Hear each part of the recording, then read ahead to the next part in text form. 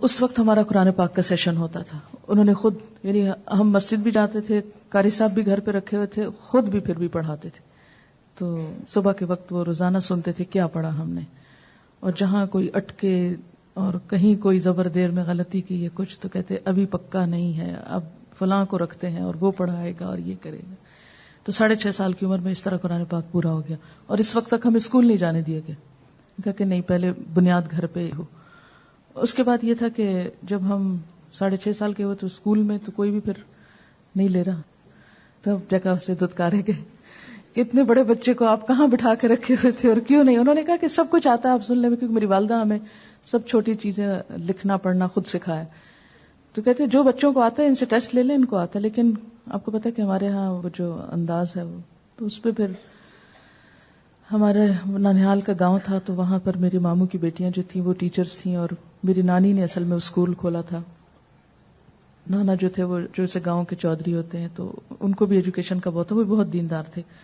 خیر ہمیں پھر وہاں بھیج دیا گیا. 1 سال ہمیں ماں باپ سے دور، نیچر سے قریب، اور گاؤں کے ماحول میں جہاں ابھی لائٹ نہیں آئی تھی، وہ پھر میرے سامنے ہی آئی. یہ 64 کی بات ہے شاید. تو دن تو اچھا گزر جاتا تھا، لیکن رات بہت خراب ہوتی تھی، کیونکہ مجھے عادت نہیں تھی اندھیرے میں رہنے کی، تو وہ چراغوں کی اور اس چیز کی. لیکن میں سمجھتی ہوں کہ ان سب چیزوں نے ایک بہت، رات کے وقت گرمیوں میں گاؤں میں سب باہر سوتے ہیں، تو مجھے اچھی طرح یاد ہے وہ بھی ستاروں کے منظر اور جو گیلیکسیز اور وہ سب کچھ.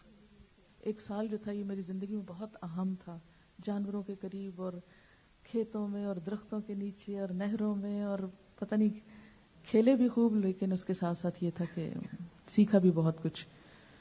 پھر اس کے بعد کلاس 3 میں پھر مجھے اسکول میں اپنے شہر میں داخلہ مل گیا، پھر واپس آ گئے. تو ہمارے والد جو تھے انہوں نے جب قرآن پاک ناظرہ پہلے تو ہمارا چلتا رہا، پھر اس کے بعد یہ تھا کہ ساتھ چھوٹی چھوٹی کہانیاں. اچھا، اس کے ساتھ یہ کہ انگریزی بھی انہوں نے خود لکھنا سکھائی، لکھنا بھی پڑھنا بھی، چھوٹی چھوٹی کتابیں بیس انہوں نے اس کی بھی خود ہی بنائی. پھر یہ تھا کہ کہتے تھے فارسی سیکھو. ہم کہتے فارسی کس لیے سیکھیں، ہمیں تو کوئی انٹرسٹ نہیں، لیکن یہ کہتے کہ اس میں کہانیاں بہت اچھی ہیں. خیر سعدی اور گلستان سعدی اور بوستان اور یہ جو چھوٹی چھوٹی کہانیاں اور یہ چیزیں بہت انٹرسٹنگ ہوتی تھیں، اور اس شوق میں کافی چیزیں پڑھی. پھر عربی گرامر کی باری آ گئی، اس پہ آ کے اٹک گئی کہ میں نے تو بالکل نہیں عربی پڑھنی، نہ پڑھنی ہے نہ سیکھنی ہے. اور بس ادب، ایک بات ہے کہ میں نے بہت زیادہ احترام کیا اپنے والد کا، میں ان کی بات نہ نہیں کر سکتی. یہ نہیں کبھی ہوتا تھا کہ وہ کچھ کہیں اور میں کہوں یہ میں نہیں کرتی، چاہے مجھے کتنی بھی مصیبت ہوتی تھی لیکن میں کرتی تھی. لیکن دل میں بعض اوقات میں بہت باغی ہو جاتی اور کہتی کہ جس دن یہ مجھے چھوڑیں گے میں یہ سب بھلا دوں گی. اور بالکل یاد ہے، خصوصاً ابواب. اسی لیے ابواب میں نے بہت توجہ سے آپ کو پڑھائے کہ آپ کے دل میں بغاوت نہ آئے عربی کی. خیر پھر اس کے ساتھ ہی کہ کلاس 9 میں ہمیں قرآن پاک کا ترجمہ شروع کرایا انہوں نے. اور وہ جب ترجمہ کرتے تھے بے ساتھ اسم نام اللہ اللہ، میں کہتی یہ آپ الٹا پڑھتے ہیں، آپ اس کو سیدھا پڑھیں، اللہ کے نام کے ساتھ کہیں، یہ نہ کہیں ساتھ نام اللہ کے. پہلا پارہ تو میرا اسی یعنی جھگڑے سے مراد یہ کہ یہی آرگیو کرتے گزرا کہ یہ آپ اردو کو کیوں الٹا کر دیتے ہیں، کیونکہ اتنی سینس نہیں، شعور نہیں تھی کہ یہ لفظی ترجمہ ہو رہا ہے اور یہ کیا ہوتا ہے، کچھ نہیں، بس پڑھا رہے ہیں پڑھ رہے ہیں. لیکن یہ کہ جو قرآن پاک آگے بڑھتا گیا، پڑھتے گئے، تو میں سمجھتی ہوں کہ وہ اس ٹینڈر ایج میں جو قرآن دل کو لگا ہے نا، بس وہ لگ گیا. کیونکہ وہ بے شک کھیل کھلنڈری عمر ہوتی ہے، انسان کی توجہ اور چیزوں کی طرف بہت ہوتی ہے، لیکن اسی ایج میں اگر کچھ دین کی بات پتہ چل جائے تو وہ دل میں جلدی بیٹھتی ہے. یعنی بڑوں کی نسبت بچوں کے دل میں جلدی باتیں بیٹھتی ہیں. اس پر یہ تھا کہ وہ ساتھ ہی میرے والد کا ہر روز یہ ڈوز ہوتا تھا، دیکھو یہ بھول نہ جائے تمہیں. اور میں اکیلی نہیں تھی، میری دوسری بہن بھی میرے ساتھ تھی. ہم 2 بہنوں کو ایک دفعہ پڑھائے، پھر 2 بہنوں کو ایک، یعنی سب کے سبق چلتے تھے ساتھ ساتھ. اور یہ سب کچھ اسکول جانے سے پہلے ہوتا تھا. پھر اسکول پہ شام کو ہوم ورک اور روٹین کی زندگی. تو وہ کہتے تھے بھول جائے گا، اس کو کسی ایک کو ضرور پڑھانا ہے، ایک کو بس پڑھاؤ، لیکن ساری زندگی پڑھانا ہے ایک کو. اور میں جب کالج میں گئی تو میں نے سوچا کہ اب یہ تو واقعی، کیونکہ یہ ایک آیت انہوں نے مجھے سنائی تھی اس وقت جو مجھے کبھی نہیں بھولی. ایک دن دوپہر کا وقت تھا، ایسے ہم بیٹھے ہوئے تھے باتیں کر رہے تھے، تو کہتے ہیں من کان فی ھذہ اعمی فہو فی الآخرۃ اعمی، جو اس دنیا میں اندھا بن کے رہا وہ آخرت میں بھی اندھا اٹھایا جائے گا. تو یہ بات میرے دل کو لگی. میں نے کہا اندھا کیا مطلب؟ کہتے ہیں کہ جو قرآن کو نہ پڑھے نا اور جو قرآن کو نہ جانے، قرآن سے اندھا بن کے رہے، تو ایسے لگتا ہے جیسے اندر تک کوئی چیز ہل گئی نا، کہ نہیں اس کے بغیر نہیں گزارا. روشنی تو یہی ہے. بس وہ چھوٹی سی بات، بہت لمبی تقریریں تو بالکل نہیں کرتے تھے، بہت مختصر بات کہتے تھے، بہت چھوٹی بات کرتے تھے، گنے چنے لفظ ہوتے تھے ان کے. اور کبھی ہم نے ان کو شاؤٹ کرتے نہیں دیکھا زندگی میں کہ وہ کبھی لاؤڈلی بولے ہوں. نیور. ہماری آوازیں بہت اونچی ہوتی تھی، مگر ان کی آواز جو تھی وہ ہمیشہ بہت سافٹ بولتے تھے. اور ایک بات کو بار بار بھی نہیں کہتے تھے، بس ایک دفعہ کہا چھوڑ دیا، اب سوچو بیٹھ کے. تو اس پر یہ تھا کہ آہستہ آہستہ آہستہ آہستہ، یعنی یہ سفر بہت آہستہ تھا، بہت سلو تھا، لیکن تھا. یعنی ہر روز کچھ نہ کرنے سے ایک قدم آگے، تھوڑا سا آگے، تھوڑا سا آگے، ہر روز ایک. کیونکہ قرآن تو آپ سب پڑھ رہے ہیں اور آپ دیکھ رہے ہیں کہ ہر روز ایک نئی بات تو ایسی ضرور ہوتی ہے جو پہلے نہیں پتا ہوتی، یا پتا بھی ہو تو بھول چکے ہوتے ہیں، پھر یاد آ جاتی. تو پھر میں جب کالج میں گئی تو ان کو یہ تھا کہ کالج میں جا کے لڑکیاں بہت بگڑ جاتی ہیں، اور تو پھر ذرا یہ ڈوز اور ہو گئی کہ دیکھو اگر تم وہاں کسی کو پڑھانا شروع کرو تو. خیر میں نے اپنی ایک دوست کو پڑھانا شروع کیا، ایک ہی تھی جس کو میں پڑھاتی تھی. کالج میں اور لڑکیوں کو بھی شروع کیا، لیکن یہ کہ وہ پھر کسی کی ٹرانسفر ہو گئی، کوئی چھٹ گئی کچھ، تو اس کو میں نے 4th ایئر تک پورا کروا دیا. تو الحمدللہ یہ کہ ساتھ ساتھ پڑھ بھی رہی تھی اور ساتھ ساتھ تھوڑا تھوڑا آگے سکھا رہی تھی. اس کی وجہ سے پھر مجھے کانفیڈنس ہو گیا کہ میں کر سکتی ہوں. اچھا ایک اور چیز یہ تھی کہ رات کے کھانے کے بعد ہماری ایک چھوٹی سی مجلس ضرور ہوتی تھی اپنے والد کے ساتھ. یہ ایک بہت اہم فیچر تھا ہمارے گھر کا کہ رات کو باتیں ضرور کرنا ہے. کھانا کھانے کے بعد وہ نماز پڑھ کے بیٹھتے، اور دن میں جو باتیں مجھے پیش آتی اسکول میں، کالج میں، جو میں دیکھتی ادھر ادھر لوگوں کی سنا کے آتی، نئی نئی چیزیں وہ آ کے ضرور پوچھتی. اچھا اس کا کیا مطلب ہے، یہ کیوں کہتے ہیں لوگ، وہ کیسے ہوتا ہے، یہ کیسے ہوتا ہے، اور وہ بہت اچھی طرح جواب دیتے. اس سے یہ ہوا کہ وہ جو اندر کی وہ جو تھی نا ایک دین پہ شرم یا دین کے بارے میں خوف یا دین کی جھجک یا وہ سب چیزیں آہستہ آہستہ نکلتی گئیں، اور دین پر جو یقین اور ایمان تھا وہ بہت پختہ ہوتا گیا کہ یہی سچائی ہے، یہی حق ہے. کیونکہ میں سمجھتی ہوں کہ جتنا زیادہ اس سچائی پہ یقین زیادہ ہو جاتا ہے نا، پھر آپ کو کسی سے ڈر نہیں لگتا، پھر آپ کسی سے خوف نہیں کھاتے، کسی کے کہنے پہ کوئی کام چھوڑتے نہیں اور کسی کی خوشامد سے کہیں پھسلتے نہیں. پھر آپ نے جو کرنا ہے وہ کرتے چلے جاتے ہیں. اور میں سمجھتی ہوں کہ کل بھی جیسے وہ بات ہو رہی تھی نا کہ اچھی لیڈرشپ کی کوالٹی کیا ہے، کہ انسان اندر سے سیکیور ہو، اور یہ سیکیورٹی جو ہے یہ ایمان دیتا ہے، اور یہ ایمان اور ایمان پر فخر اور ایمان پر اطمینان اور یقین کی کیفیت جو ہے جس میں شک نہ ہو، یہ بہت ضروری ہوتا ہے. تو جب ہم ڈاؤٹ فل ہوتے تھے، جب کسی چیز کے بارے میں ہم لڑکھڑانے لگتے، جب کسی چیز کے بارے میں شک میں پڑتے، تو وہ ضرور وہ حصہ نکال دیتے اس میں سے، یعنی ٹرمنگ ہوتی رہی نا. اس کے بعد یہ تھا کہ بی اے کا رزلٹ آیا اور بہت خوش ہوئے، کیونکہ میں پڑھ نہیں زیادہ سکی تھی کچھ وجوہات کی وجہ سے، لیکن رزلٹ اچھا تھا. تو مجھے اچھی طرح یاد ہے میرا کمرہ اوپر ہوتا تھا، ننگے پاؤں میرے کمرے میں آئے، رزلٹ ان کے پاس آیا تو ایسے ہی سیڑھیاں چڑھ کے تو میرے پاس آئے، آ کے بیٹھ گئے. اچھا بتاؤ تم نے اب کیا کرنا ہے؟ میں نے کہا میں نے پڑھنا ہے. کیا پڑھنا ہے؟ میں نے کہا میں نے ماسٹرز کرنا ہے. تو کہتے اچھا کس چیز میں کرو گی؟ میں نے کہا مجھے لینگویج کا شوق ہے، کیونکہ یہ ہے کہ مجھے یہ بہت شوق آتا ہے کہ حضور صلی اللہ علیہ وسلم اور صحابہ کرام جس زبان میں بات کرتے تھے، مجھے شوق ہے میں بھی اس زبان میں بات کروں. ایسے ہی اس وقت انسان اتنا میچور تو نہیں ہوتا، تو بس شوق زیادہ ہوتے ہیں، جذباتی باتیں زیادہ ہوتی ہیں. تو کہتے ہیں اچھا ٹھیک ہے، کہاں پر تم سمجھتی ہو؟ بتا. میرے ایک کزن ہے، وہ آلریڈی PhD ہیں اور پڑھائی لکھائی سے کافی ان کا واسطہ رہے، تو میں نے کہا کہ آپ ان سے مشورہ کر لیں کہ زیادہ بہتر کا ہے. خیر انہوں نے سجیسٹ کیا کہ لاہور میں پنجاب یونیورسٹی سے زیادہ بہتر رہے گا. پھر ہمارا ایڈمیشن ہو گیا. ایک نظم سنا دیتے ہیں. آتا ہے یاد مجھ کو گزرا ہوا زمانہ، وہ باغ کی بہاریں، وہ سب کا چہچہانا. آتا ہے یاد مجھ کو گزرا ہوا زمانہ، وہ باغ کی بہاریں، وہ سب کا چہچہانا. آزادیاں کہاں وہ اب اپنے گھونسلے کی، آزادیاں کہاں وہ اب اپنے گھونسلے کی. اپنی خوشی سے آنا، اپنی خوشی سے جانا.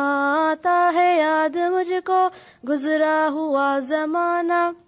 لگتی ہے چوٹ دل پر آتا ہے یاد جس دم، لگتی ہے چوٹ دل پر آتا ہے یاد جس دم، شبنم کے آنسوؤں پر کلیوں کا مسکرانا آتا ہے یاد مجھ کو، گزرا ہوا زمانہ وہ باغ کی بہاریں وہ سب کا چہچہانا، وہ پیاری پیاری صورت وہ کامنی سی مورت، وہ پیاری پیاری صورت وہ کامنی سی مورت، آباد جس گدن سے تھا میرا آشیانہ آتا ہے یاد مجھ کو، گزرا ہوا زمانہ، آتی نہیں صدائیں اس کی میرے قفس میں، آتی نہیں صدائیں اس کی میرے قفس میں، ہوتی میری رہائی اے کاش میرے بس میں آتا ہے یاد مجھ کو،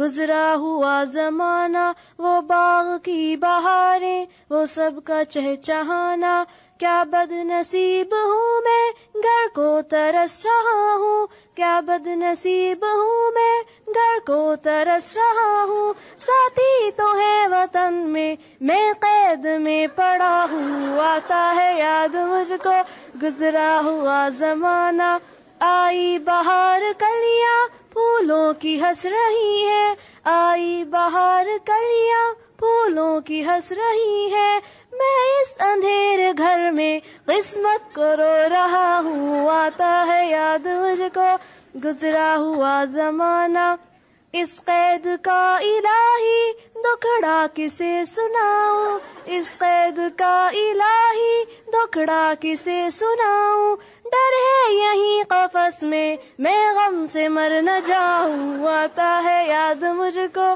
گزرا ہوا زمانہ وہ باغ کی بہاریں وہ سب کا چہچہانا، جب سے چمن چھٹا ہے یہ حال ہو گیا ہے، جب سے چمن چھٹا ہے یہ حال ہو گیا ہے، دل غم کو کھا رہا ہے غم دل کو کھا رہا ہے آتا ہے یاد مجھ کو، گزرا ہوا زمانہ، گانا اسے سمجھ کر خوش ہونا سننے والے، گانا اسے سمجھ کر خوش ہونا سننے والے، دکھے ہوئے دلوں کی فریاد یہ صدا ہے آتا ہے یاد مجھ کو، گزرا ہوا زمانہ، آزاد مجھ کو کر دے او قید کرنے والے، آزاد مجھ کو کر دے او قید کرنے والے، میں بے زباں ہوں قیدی تو چھوڑ کر دعا لے آتا ہے یاد مجھ کو، گزرا ہوا زمانہ وہ باغ کی بہاریں وہ سب کا چہچہانا۔ اگر یہی نظم پچھلے سال آج کے دن سنائی جاتی تو شاید میں یہاں بیٹھ نہ سکتی، اب تو کفت سے مانوس ہو گئے۔ جی ہاں، میرے والد نے اوروں کو بھی یعنی ہم سب بہن بھائیوں پہ توجہ دی، لیکن ہر ایک نے اپنی اپنی شوق سے پایا۔ میری جو چھوٹی بہن ہے نمبر 2 وہ بہاولپور میں ہوتی ہیں اور وہاں بہاولپور یونیورسٹی میں پڑھاتی ہیں، ایجوکیشن ڈپارٹمنٹ میں ہوتی ہیں، اور شام کے وقت ان کی کلاسز ہوتی ہیں جس میں الحمدللہ کافی لوگ قرآن پاک کا اسی طرح ترجمہ وغیرہ پڑھ رہے ہیں اور ان کی آگے اسٹوڈنٹس بھی پڑھا رہی ہیں۔ نمبر 3 جو بہن ہے وہ اسلام آباد میں ہوتی ہیں اور وہ ایز سچ تو تبلیغ کا کام نہیں کر رہی، انہوں نے وہاں جب 5th بیچ میں میرے سے پڑھا ہے دوبارہ، ویسے انہوں نے پڑھا تو تھا والد سے بھی، لیکن یہ کہ بچوں میں پڑھ کے اور پھر جب چھٹ جاتا ہے تو پھر بھول جاتا ہے، تو 5th بیچ کا ایئر انہوں نے میرے ساتھ لگایا، تو اب وہ تھوڑا تھوڑا کر رہی ہیں، لیکن ابھی نمبر 4 جو ہیں وہ ساجدہ ہیں ان کا نام، اور وہ اسلام آباد میں ہی ہوتی ہیں۔ انہوں نے حفظ کا بنایا ہوا ہے سینٹر، اور اس میں کافی سارے بچیاں اور بچے جو ہیں وہ قرآن پاک حفظ کر رہے ہیں، اور اس کے ساتھ وہ کلاسز بھی لیتی ہیں۔ میرے آنے کے بعد جہاں میں رمضان کا کروایا کرتی تھی انہوں نے کروایا ہے۔ اور اس کے علاوہ نمبر 5 جو ہے وہ ابھی اس کے 2 بچے ہیں، اور ابھی وہ پلان کر رہی ہے کہ انشاءاللہ آپ واپس آئیں تو پھر میں آپ سے دوبارہ پڑھوں گی اور دوبارہ روٹین میں آؤں گی، تو دیکھیں کیا ہوتا ہے۔ بھائی جو ہیں بڑے جو ہیں میرے والد کے ہی کلینک پر ہوتے ہیں، اور اس سے چھوٹے جو ہیں وہ آج کل ڈنمارک میں ہیں، فارن آفس میں ہوتے ہیں۔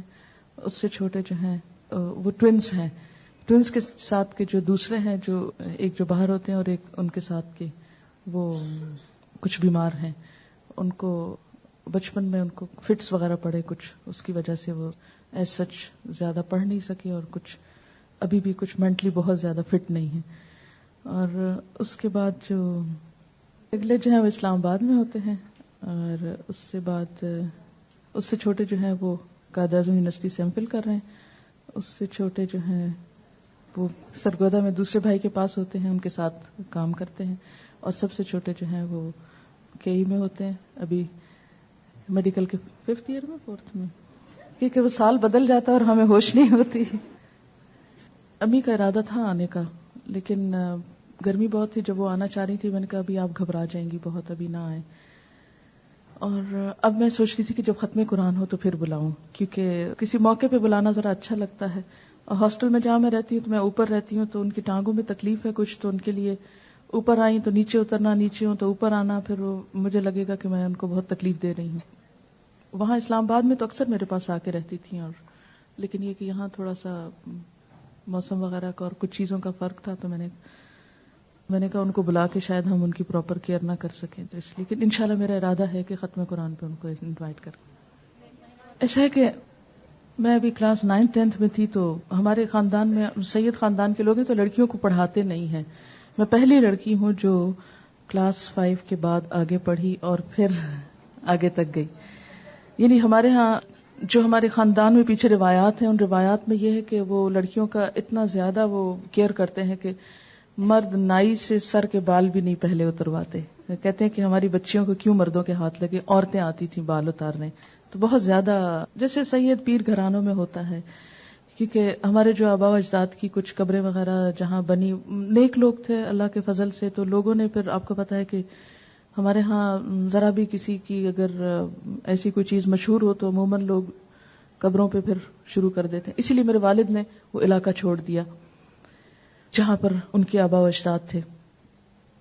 تو میری پھپھو جو تھی، میں نے آپ کو جیسے پہلے بتایا کہ وہ بیوہ ہو گئی تھی، تو پھر ہمارے ہی گھر میں ہوتی تھی، تو بہت ساری چیزوں میں ان کا مشورہ اور ان کی ہمیں بہت لک آفٹر کیا، انہوں نے بہت خیال رکھا. میں سمجھتی ہوں کہ ہماری تربیت میں ان کا بھی ایک بہت بڑا حصہ تھا. چھوٹی چھوٹی چیزوں پہ دھیان رکھتی تھیں، کیا باتیں کر رہی ہیں، کہاں جا رہی ہیں، کہاں سے آ رہی ہیں، کون آیا کون گیا. تو میں سمجھتی ہوں کہ یہ اچھی چیز ہوتی ہے. اس میں سمجھتی ہوں میری والدہ کا بہت بڑا رول ہے. انہوں نے کبھی ہمیں ہماری پھپھو کے بارے میں، عموماً آپ دیکھیں کہ اگر کوئی بھی نند گھر میں بیوہ ہو کر آ جائے تو اس کی کیا حالت ہوتی ہے، اور وہ لڑائی جھگڑے اور فساد، آپ یقین کریں کبھی ایسی کوئی چیز ہم نے نہیں دیکھی. بلکہ کبھی اگر کوئی چیز ایسی ہو بھی جاتی جو ہماری اماں کو ناگوار ہوتی تو انہوں نے کبھی یہ نہیں کہا تھا کہ یہ کیوں ہمارے گھر میں ہے یا کس لیے یہ سب کچھ ہو رہا ہے. ہمیشہ عزت دی اور عزت لی. اور میں سمجھتی ہوں کہ میری مدر کے لیے ایک بہت ہیلپنگ ہینڈ تھی وہ، ہماری تربیت کے لیے اور ہمارا خیال رکھنے کے لیے، کیونکہ ہماری امی ٹوئنز جب خاص طور پہ پیدا ہوئے بھائی تو بہت مصروف ہو گئی. تو وہ میرے والد کو ہمیشہ کہتی رہتی تھی یہ بڑی ہو گئی ہیں، ان کی شادی کر دو. ان کے پہلے تو چھوٹی تھی میں، لیکن بعد میں جب میں بڑی ہوئی اور یہ تھا کہ کچھ نہ کچھ ڈیسیژن لینا تھا، تو میرا یہی فرسٹ پرائرٹی تھی کہ کوئی ایسا شخص ہو جو اب مجھے اس کام میں مددگار ہو اور اس میں روکے نہیں. لہٰذا جتنے بھی دنیا سے متعلق رشتے تھے وہ سارے ایک کے بعد ایک ریجیکٹ ہوتے گئے. میری والدہ کافی پریشان ہوتی تھی. وہ کہتی تھی کہ اس لڑکی کو پتہ نہیں کہاں جانا ہے اور اس نے کیا کرنا ہے، اور یہ اتنی بڑی ہو رہی ہے اور اس کی ابھی تک کوئی بات پکی نہیں ہو رہی ہے. اور جب میں گھر آتی، میں ہاسٹل چلی گئی تھی BA کے بعد، جب میں گھر آتی تو یہی موضوع، یہی ایشو، یہی بات، جیسے ہر گھر میں ہی چلتا ہے. تو میرے والد بہت اچھے انسان تھے کہ ہم سے بالکل دوستانہ باتیں ہوتی تھی. جو بات میں اپنی امی کو بھی نہیں کہہ سکتی تھی میں ان کو کہہ لیتی تھی. اور کوئی بھی رشتہ آتا، کہیں بھی کوئی بات ہوتی تو میں اوپنلی ڈسکس کرتی تھی کہ آپ نے ہماری تربیت ایسے کی ہے اور اب اس لحاظ سے سوچ لیں کہ اس چیز کا کیا ہوگا، اس کا کیا ہوگا. تو وہ سمجھتے تھے، کنسیڈر کرتے تھے. لیکن پھر یہ تھا کہ پھر کہاں ہو اور کہاں سے ہم لائیں تمہارے لیے جو تم چاہتی ہو، پتہ نہیں کہاں.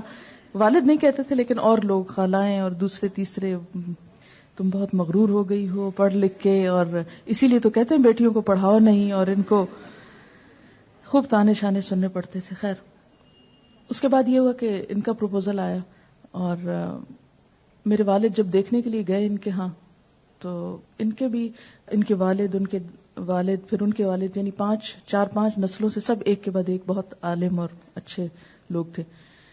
لیکن ان کے اور ہمارے تھوڑے سے خیالات میں دین کے اعتبار سے، جتنے بھی ریلیجس لوگ ہوتے ہیں ان کی تھنکنگ میں بہت فرق ہوتا ہے. میرے والد کے جو آئیڈیل تھے وہ مولانا مودودی تھے. تو میرے والد جب رشتہ دیکھنے کے لیے گئے تو جس مسجد میں ان کے والد نماز پڑھ رہے تھے اور جو سب لوگ تھے وہ ان کو بہت برا بھلا کہہ رہے تھے، لیکن کہتے ہیں کہ ہم پتہ نہیں میرے بھائی تھے کوئی ساتھ یا کون، تو انہوں نے واپس آ کے قصہ سنایا. کہتے ہیں کہ میں تو سوچا کہ اب یہ تو پتہ نہیں کیا ہوتا ہے، کیونکہ آپ کو پتہ مولوی صاحبان عموماً جب خطبہ دیتے ہیں تو وہ کسی نہ کسی شخصیت یا کسی نہ کسی چیز کے بارے میں برسنا شروع کر دیتے ہیں. تو وہ بھی اسی طرح مولانا مودودی نے یہ لکھا ہے، وہ کیا ہے، وہ کیا ہے، اس طرح کی بہت ساری باتیں.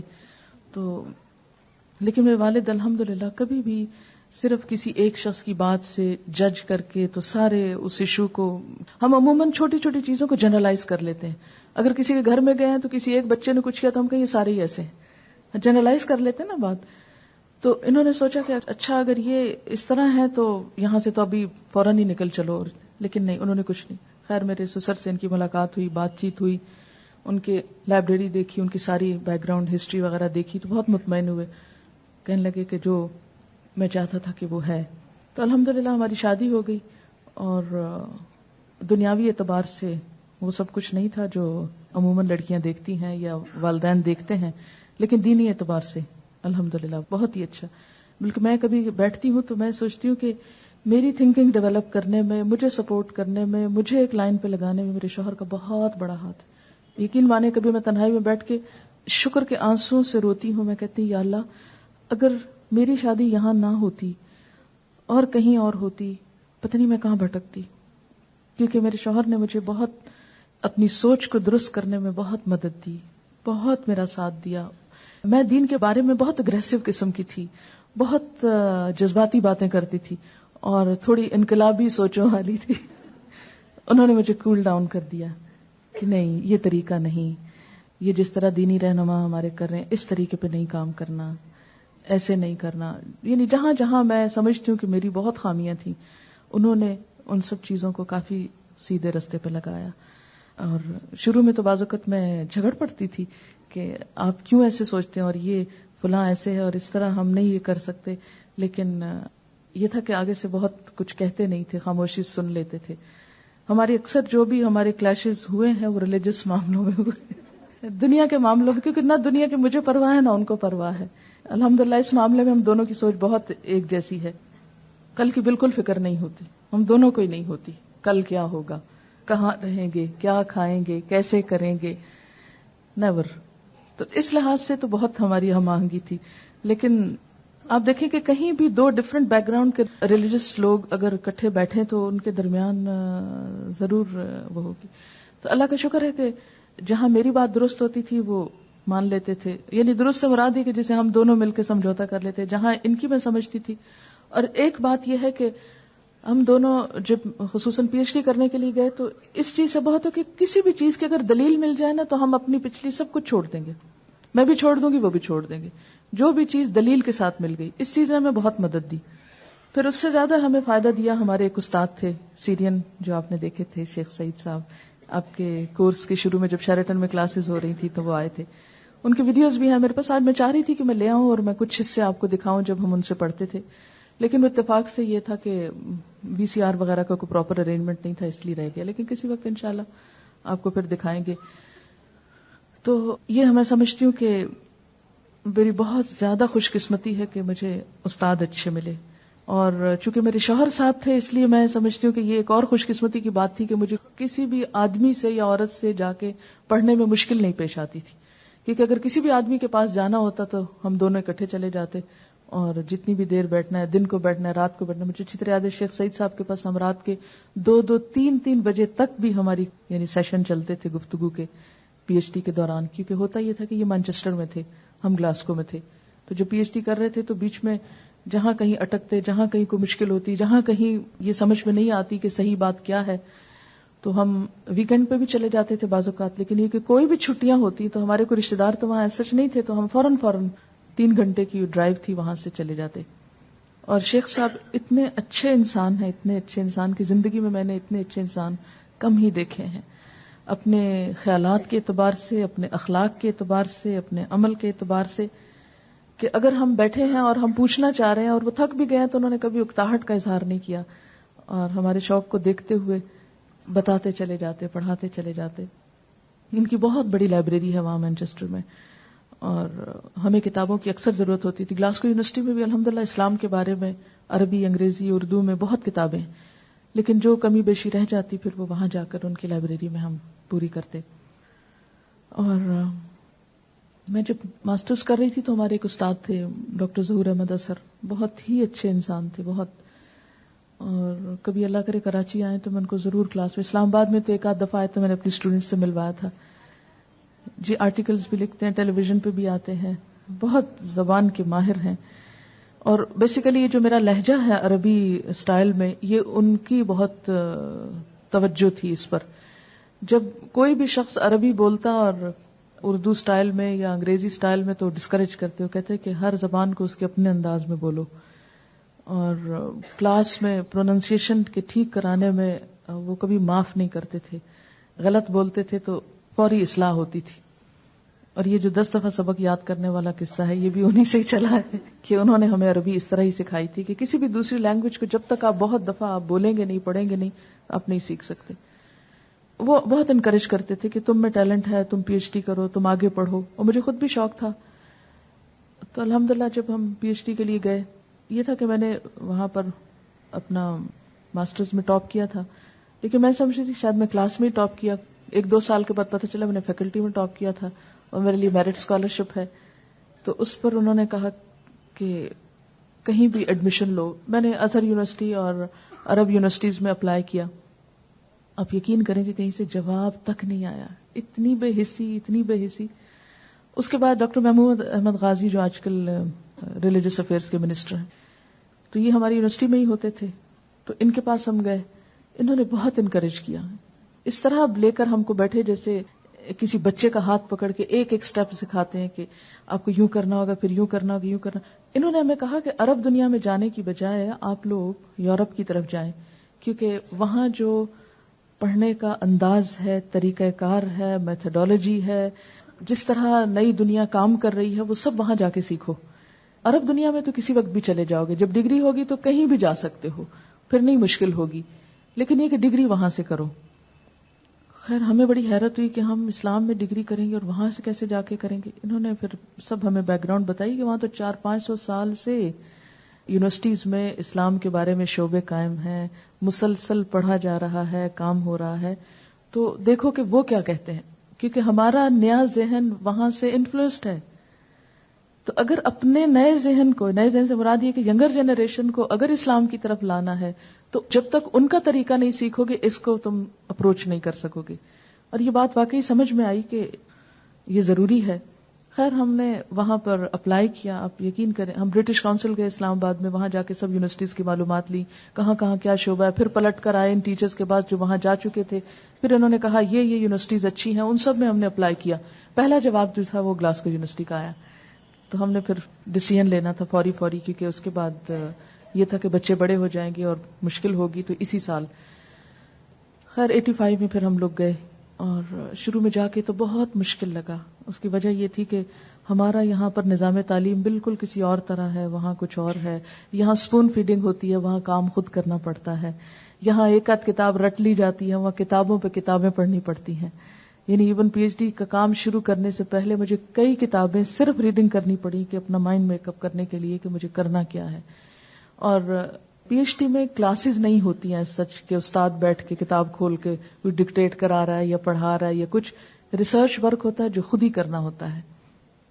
تو اس میں مختلف لوگوں سے میں نے مشورہ کیا. میرا اپنا پرسنل انٹرسٹ قرآن میں تھا، لیکن میرے ہسبینڈ نے ہی مجھے مشورہ دیا، کہنے لگے کہ دیکھو قرآن تمہارا انٹرسٹ ہے، تم اپنے والد سے سبق پڑھ چکی ہو، تفسیریں پڑھ چکی ہو، تم وہ کرو جو ابھی تک تمہیں نہیں آتا، اور وہ حدیث ہے. تمہیں اس معاملے میں بھی پوری طرح کانفیڈنس نہیں. اور پھر یہ کہ کئی ایک جگہوں پر ایسا بھی واقعہ ہوا کہ کئی مجلسوں میں گئے اور وہ لوگوں نے حدیث کا صاف انکار کر دیا اور کہا جی صرف قرآن کی بات کریں، حدیث کی بات ہی نہ کریں. تو ان چیزوں نے پھر بہت زیادہ وہ کیا کہ واقعی جاننا تو چاہیے کہ کیا حقیقت کیا ہے اس کی. خیر شروع کیا. اور میرا یہ تھا کہ ماسٹرز میں نے چونکہ عربی میں کیا تھا، عربی میں حدیث کا ایک حصہ ہے لیکن وہ صرف لینگویج کو دیکھتے ہیں، وہاں اس کی ہسٹری اور اس کی جو سارے علوم ہیں وہ نہیں ہوتے. خیر ہم نے پھر جب یہ سبجیکٹ شروع کیا تو میرے لیے تو بہت نیا تھا. میں تو بیٹھ کے آدھا دن اسی پہ جھگڑتی تھی کہ یہ جو ان کے نام ہیں یہ اس طرح کیوں رکھتے تھے. یہ وقاص کا کیا معنی اور عطاس کا کیا معنی ہے، اور حمام ابن منبہ کا کیا معنی ہے، اور یہ نام کیوں رکھتے تھے، اور یہ ایسا کیوں تھا، اور یہ ایسا کیوں تھا. شیخ صاحب جو تھے یہ بہت ہی کائنڈ ٹیچر تھے. پتہ نہیں میں کتنی دیر بیٹھ کے صرف فضول سوال کرتی تھی. فضول سوالوں سے مراد یہ کہ جن کا کوئی حقیقت سے تعلق نہیں تھا، لیکن وہ کیا تھا کہ میں مانوس ہونا چاہتی تھی سارے کلچر سے. عرب کلچر سے میں واقف تھی کیونکہ ہسٹری عربوں کی اور وہ شاعری اور وہ سب کچھ ادب اور لٹریچر یہ سب پڑھ چکی تھی میں، لیکن اس اینگل سے اتنا نہیں جانتی تھی اسلامک ہسٹری کو جو علم کی ہسٹری ہے. خیر انگریزی میں، عربی میں، اردو میں جو بھی کتابیں وہاں، ایون جرمن اور فرینچ میں کچھ کتابیں تھیں، آرٹیکلز تھے کہ جو بہت اچھے لکھے ہوئے تھے لیکن مجھے نہیں آتے تھے. مگر وہاں یہ سہولت تھی کہ لوگ جرمن اور فرینچ جانتے تھے، تو ان کے ساتھ بیٹھ کے میں نے وہ چیزیں بھی پڑھی جو ہماری ہسٹری سے متعلق تھیں. پھر کام کرتے کرتے اللہ کا شکر ہے کہ بہت کچھ پڑھ ڈالا اور بہت شرح صدر ہوا، اور اللہ نے مجھے اس بات کا بھی اعزاز دیا کہ پاکستان کی میرے جاننے کی حد تک پہلی خاتون تھی جس نے اس فیلڈ میں پی ایچ ڈی کی تھی، کیونکہ اسلامیات کی اور فیلڈز میں تھی لیکن یہ سبجیکٹ تھوڑا سا ڈرائی ہے. اور علوم الحدیث کی ایک کتاب ہے، اس کے شروع میں لکھا ہوا کہ یہ وہ علم ہے جس کو مرد پسند کرتے ہیں اور عورتیں ناپسند کرتی ہیں. یعنی یہ کیا علم ہے نا، علم الحدیث کے انٹروڈکشن میں. تو میں نے کہا اچھا، اسی لیے مجھے شروع میں زیادہ مشکل آئی کہ میرے مزاج کے اندر فٹ نہیں ہو رہا تھا. لیکن الحمدللہ پھر شیخ صاحب سے میں نے باقاعدہ کتابیں پڑھی اس علم کی.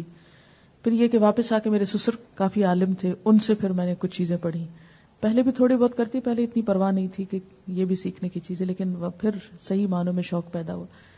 پھر اس کے دوران ہی ہمیں یہ خیال آیا کہ کیوں نہ عرب ورلڈ کو بھی وزٹ کیا جائے اور وہاں پر بھی جو کچھ ہے وہ سیکھا جائے، دیکھا جائے.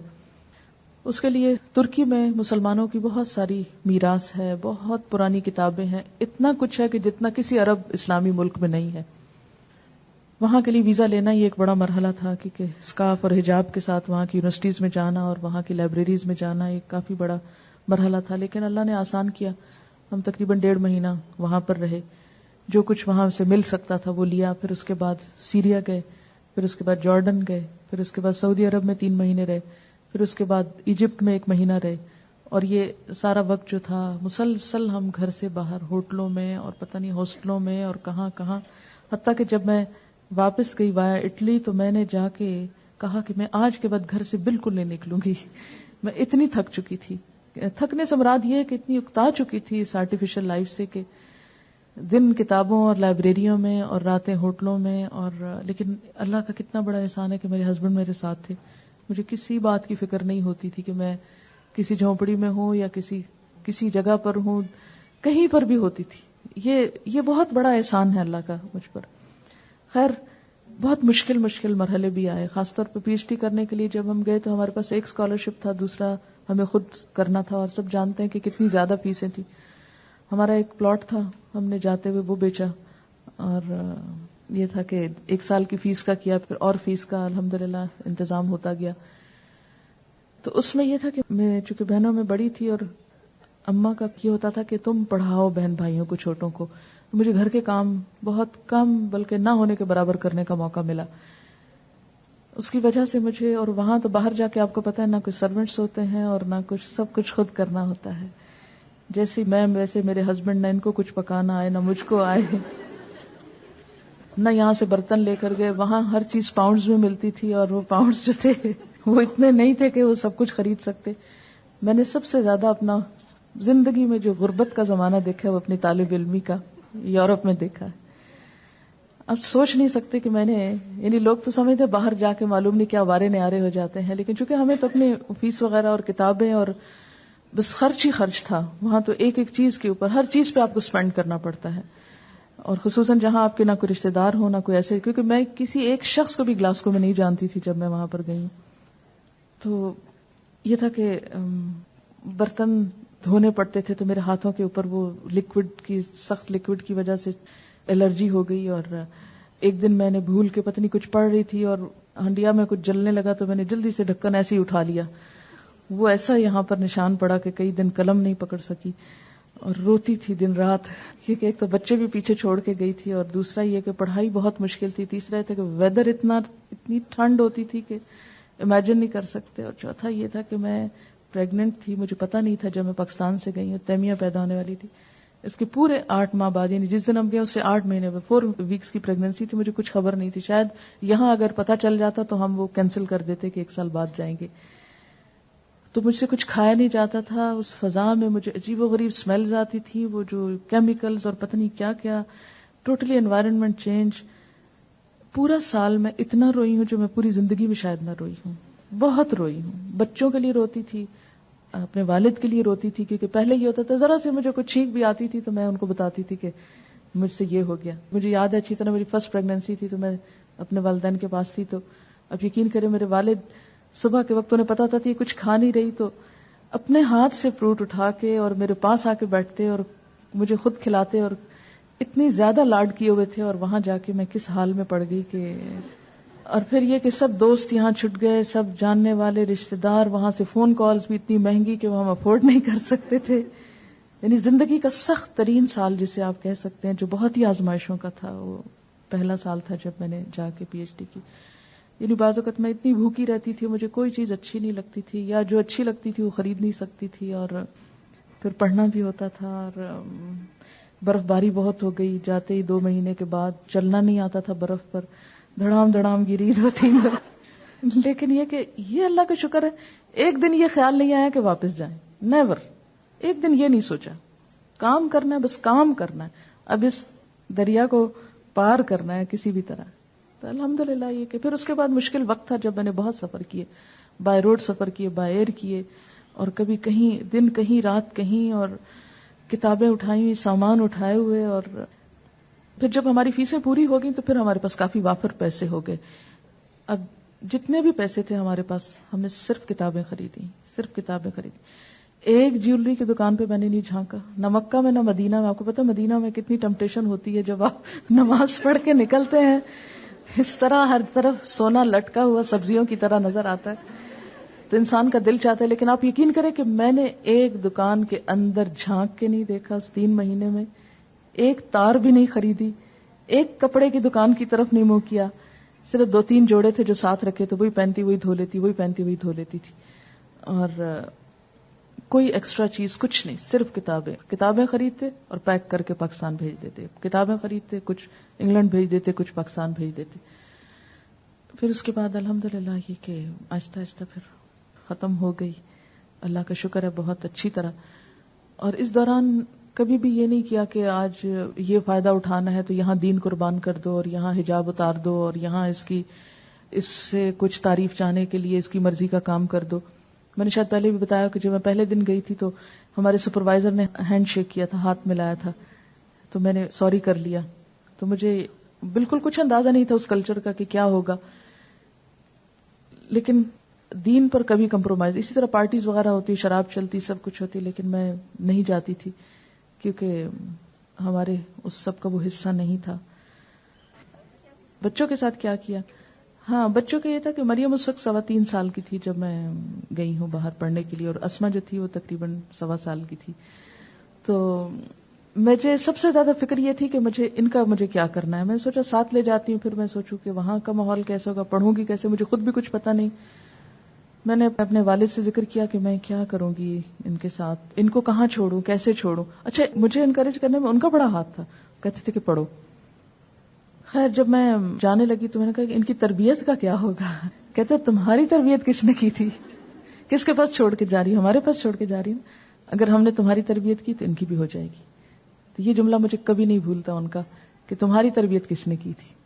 تو خیر الحمدللہ پھر ان کو ان کے پاس چھوڑا، میرے والد اور والدہ کے پاس.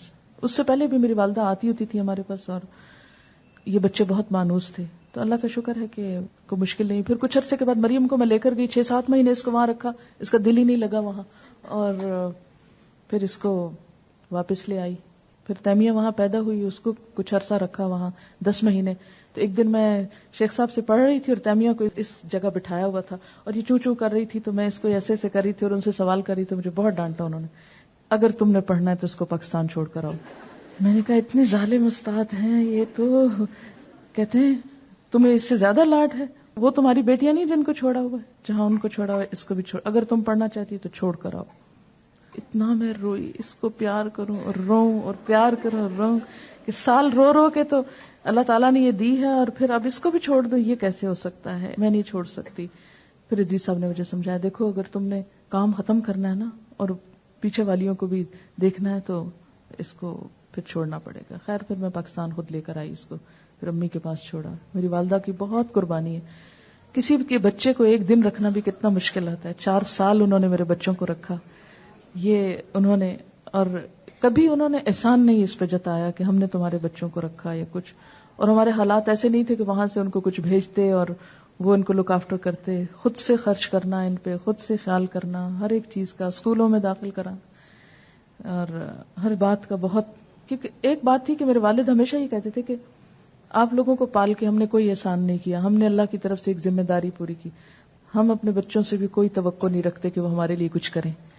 یہ بات مجھے بہت اپیل کرتی تھی نا کہ وہ ہمیں کبھی بھی یہ نہیں کہتے تھے کہ ہمارا تم پر احسان ہے. نیور. ہم ماں باپ اکثر بچوں کو کہتے ہیں نا کہ اتنے احسان تم پہ کرتے ہیں، تمہارے ساتھ یہ کیا وہ کیا، تم بات نہیں مانتے ہو. یہ کچھ میں سمجھتی ہوں بالکل دوسرے طریقے سے بات کرتے ہیں، کوئی احسان نہیں. اور پھر ہم روتے تھے کہ اتنے احسان ہے اور کہتے ہیں کوئی احسان نہیں. اور پھر ہم سچے دل سے جسے کہتے ہیں نا قدردانی اور محبت اور اطاعت اور وہ سارے جذبے پیدا ہوتے تھے. کچھ سن لیتے ہیں. إن سألتم عن إلهي فهو رحمن رحيم أنزل الشرع حنيفا رحمة للعالمين رحمة للعالمين. إن سألتم عن كتابي فهو قرآن كريم ضل دستور الحياة وحوى نور المبين وحوى نور المبين. If you ask me who my God is and whose name do I call, if you ask me who my God is, He's the God of us all, Allah the Merciful. If you ask me what my book is that I hold in my hand, if you ask me what my book is, it's the Holy Quran, the Holy Quran. إن سألتم عن نبي فهو إنسان عظيم علم الناس علوما جمع الدنيا ودين جمع الدنيا ودين.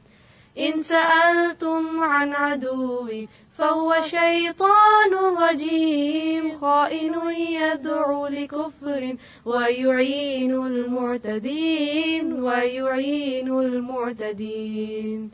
If you ask me who my prophet is, I will say, haven't you heard? His name is Muhammad, the mercy to the world, the mercy to the world. If you ask me who my enemy is, I will say, don't you know? If you ask me who my enemy is, he's the same old devil, that same old devil. إن سألتم عن إلهي فهو رحمن رحيم أنزل الشرع حنيفا رحمة للعالمين. إن سألتم عن كتابي فهو قرآن كريم ضل دستور الحياة وحوى نور المبين. إن سألتم عن نبي فهو إنسان عظيم علم الناس علوما جمع الدنيا ودين. إن سألتم عن عدوي فهو شيطان رجيم خائن يدعو لكفر ويعين المعتدين. ہاں سوال جی ایسا ہے کہ یہ جو سکھانے کا شوق ہے یہ تو میرا خیال ہے کہ بچپن سے ہی کچھ نہ کچھ تھا. مجھے یاد ہے کہ جب میں گاؤں میں تھی تو میں اس طرح کرتی تھی کہ گاؤں کے جتنے بھی بچے ہوتے تھے آس پاس ادھر ادھر چھوٹے چھوٹے، وہ پتہ نہیں آپ کو گاؤں میں رہنے کا اتفاق ہوا یا نہیں، کمی کو جانتے ہیں جو کام کرتے ہیں گاؤں میں لوگ، تو ان کے بچے اسکولوں کو نہیں جاتے تھے اور لوگ ان کو اچھی نظر سے نہیں دیکھتے تھے اور بے وجہ جہاں وہ نظر آتے تھے لوگ جاتے جاتے ان کو ڈانٹنے لگتے ہر بات پہ. تو مجھے بہت ترس آتا تھا کہ ان کا کیا قصور ہے. تو میں اس طرح کرتی ہوں، سب کو لائن بنواتی، لیفٹ رائٹ کرواتی، قومی ترانہ سکھاتی. تو یہ ہماری گیمز ہوتی تھی. تو اس کے بعد یہ تھا کہ ایک تو والد نے بھی بہت کہا کہ پڑھانا ہے, سکھانا ہے, کرنا ہے, اور تھوڑا تھوڑا انکریج وہ کرتے رہے.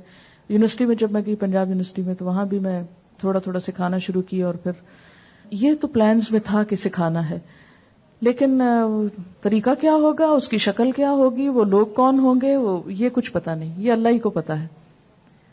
میں نے پہلی جاب اپنی جو ہے وہ کالج میں کی, گورنمنٹ کالج سرگودا میں. میں نے 2 سال عربی پڑھائی. پھر اس کے بعد دوسری جاب جو تھی وہ اسلامک یونیورسٹی اسلام آباد میں 83 سے میں نے شروع کی. لیکن میں یونیورسٹی کی جاب سے کبھی بھی مطمئن نہیں تھی, اس لیے کہ یونیورسٹی میں لوگ آتے تھے ڈگری کے لیے, اور اسپرچل ٹچ نہیں تھا. بہت کتابیں پڑھی جا رہی ہیں, بہت کچھ رٹا جا رہا ہے, ایگزامز ہو رہے ہیں, کئی سال لگ رہے ہیں, لیکن وہ روح نہیں آتی تھی. وہ پتہ نہیں چلتا تھا کہ یہ کچھ دین پڑھے ہوئے ہیں یا نہیں پڑھے ہوئے. یہ چیز مجھے بہت تڑپاتی تھی. تو شام کو پھر میں نے گھروں میں جیسے مختلف جگہوں پر کرنا شروع کیا, بچوں کو اٹھا کے. مریم بہت چھوٹی تھی جب میں اس کو ساتھ دودھ بھی پلاتی تھی اور ساتھ درس بھی دے دیتی تھی. پھر اس کے بعد جب تیمیہ پیدا ہوئی, گلاسکو میں ایسا ہوا کہ جس دن میں پہنچی ہوں رات کو, تو کسی نے ارینج کیا تھا, کوئی کسی کے جاننے والے تھے کہ آپ ان کے پاس چلی جائیں, پھر وہ آگے آپ کو بتا دیں گے جہاں بھی آپ کو. تو ہاسٹل کے لیے بھی ہم نے اپلائی کیا ہوا تھا کہ ہاسٹل ہی میں رہیں گے جا کے. تو جن کے ہم گھر میں گئے تھے, اتفاق سے انہوں نے بتایا کہ آج صبح یہاں بچوں کا ایک فنکشن ہے, تو آپ چلیں گی؟ میں نے کہا ہاں ضرور. خیر ہم صبح صبح مسجد گئے. وہ مسجد سنڈے اسکول جو ہوتا ہے وہاں, اس کا وہ تھا کوئی پروگرام, عید ملن تھی یا خدا جانے کیا تھا. تو انہوں نے جب سب کچھ ہو گیا تو مجھ سے کہتے ہیں کہ آپ کچھ کہیں گی؟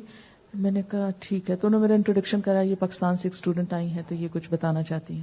میں نے سورۃ الفاتحہ کی تفسیر کی, ہلکی پھلکی سی, بچوں کے لیول کی اور تھوڑی خواتین کے بھی. تو سب نے بہت پسند کی. تو سب نے کہا کہ آپ کچھ نہ کچھ بتایا کریں, یہاں بہت ضرورت ہے. تو میں نے کہا ٹھیک ہے انشاءاللہ کچھ کریں گے. خیر تھوڑا سا وقت مجھے لگا سیٹل ہونے میں. اس کے بعد میں نے مسجد والوں سے کہا کہ ہم خواتین کا کوئی یہاں پر پروگرام کرتے ہیں. تو انہوں نے کہا کہ نہیں یہاں کوئی نہیں آتا, بہت کوشش کی ہے اور بہت لوگوں کے اندر دلچسپی نہیں, یہاں سب مال کے پیچھے دوڑ رہے ہیں, پتہ نہیں کیا کرتے ہیں, جو ہم میں سے ہر ایک شروع ہو جاتا ہے معاشرے کی برائیاں بتانے. میں نے کہا کوئی بات نہیں, وہ تو سب کو ہے لیکن ان کو پتہ نہیں ہے, تو انہیں بتانا ہے تو کچھ کرتے ہیں. انہوں نے کہا کہ ٹھیک ہے آپ فلاں سے مل لیں. 1-2 لوگوں سے, خواتین سے میں ملی, تو ان سے میں نے کہا تو کہنے لگی چلے ٹھیک ہے. اچھا آپ یقین کریں کہ پہلے درس میں شاید 2 عورتیں تھیں, اور پھر سنو پڑنی شروع ہو گئی, تو اس کی وجہ سے اور بھی موسم خراب, تو کوئی خاص ٹرن آؤٹ نہیں تھا. میں نے سورۃ یاسین شروع کی, کیونکہ ہمارے معاشرے میں سورۃ یاسین بہت پڑھی جاتی ہے. تو اس چیز سے اگر شروع کریں نا جس سے لوگوں کو انٹرسٹ ہو تھوڑا سا, تو آپ یقین کریں کہ چند ہی ہفتوں میں, یہ میں نے ویکلی شروع کیا سنڈے کو, کیونکہ عام دنوں تو پڑھنا ہوتا تھا, سنڈے شروع کیا. اب یقین کریں کہ ودن فیو ویکس وہ کمرہ بھر گیا, کیونکہ سب کو یہ تھا کہ اچھا سورۃ یاسین کا مطلب بھی پتہ چل رہا ہے. اور میں ایک کام یہ ضرور کرتی تھی, میں کہتی تھی کہ آج آپ آئے ہیں نا, تو یہ کام صرف میرا نہیں ہے, آپ کا بھی ہے. اگلے ہفتے آپ اپنے ساتھ کسی ایک کو ضرور لے کر آئیں, اور وہ ہر ہفتے ایک. تو 8 months کے بعد جب تیمیہ پیدا ہوئی وہاں پر, تو آپ یقین کریں کہ وہ کمرہ کیا, باہر کی لابی کیا, باہر تک لوگ جو تھے وہ بالکل ایک بھیڑ ہو گئی. اور وہاں پر مسلم کمیونٹی دور دور تھی, اتنی قریب نہیں تھی, لیکن آپ یقین کریں کہ ٹرینز پہ, بسوں پہ دور دور سے خواتین ویکینڈ پہ آتی تھیں کہ وہاں درس ہوتا ہے تو چلیں. اچھا جب میں ہاسپٹل گئی تو اتنے لوگ پیچھے سے گئے, اتنے لوگ گئے کہ ہاسپٹل کا عملہ پریشان ہو گیا کہ یہ کون خاتون ہے کہ اتنے زیادہ گیسٹ آ گئے ہیں پیچھے. لیکن یہ سب قرآن ہی کی برکت تھی. تو میں نے وہاں پھر 30واں پارہ شروع کیا. 30ویں پارے سے کرتے کرتے, اب مجھے یاد نہیں کہ کون سے پارے پہ میں چھوڑ کر آئی, تو پچھلے سال اس سمر سے پچھلی سمر پہ ختم ہو رہا تھا ان کا. تو انہوں نے پھر مجھے انوائٹ کیا کہ آپ نے جو شروع کیا تھا وہ, تو پیچھے سے کرتے کرتے رائٹ سائڈ پہ اینڈ پہ آئے. تو الحمدللہ پھر اس کے بعد وہاں پر یہ اسما شیخ کی والدہ مجھے ملی, شاپ پہ کام کرتی تھی, ان کی اپنی شاپ تھی اور بہت اچھی خاتون تھی. خیر وہ آنا شروع ہوئی. الحمدللہ 1-2 میں انہوں نے بہت کچھ سیکھ لیا. اور جب میں بیچ میں گئی عرب ورلڈ وغیرہ میں اپنے اسٹڈی ٹور پر, تو انہوں نے کافی کام سنبھالا. اس کے ساتھ کچھ اور خواتین بھی لگ گئیں.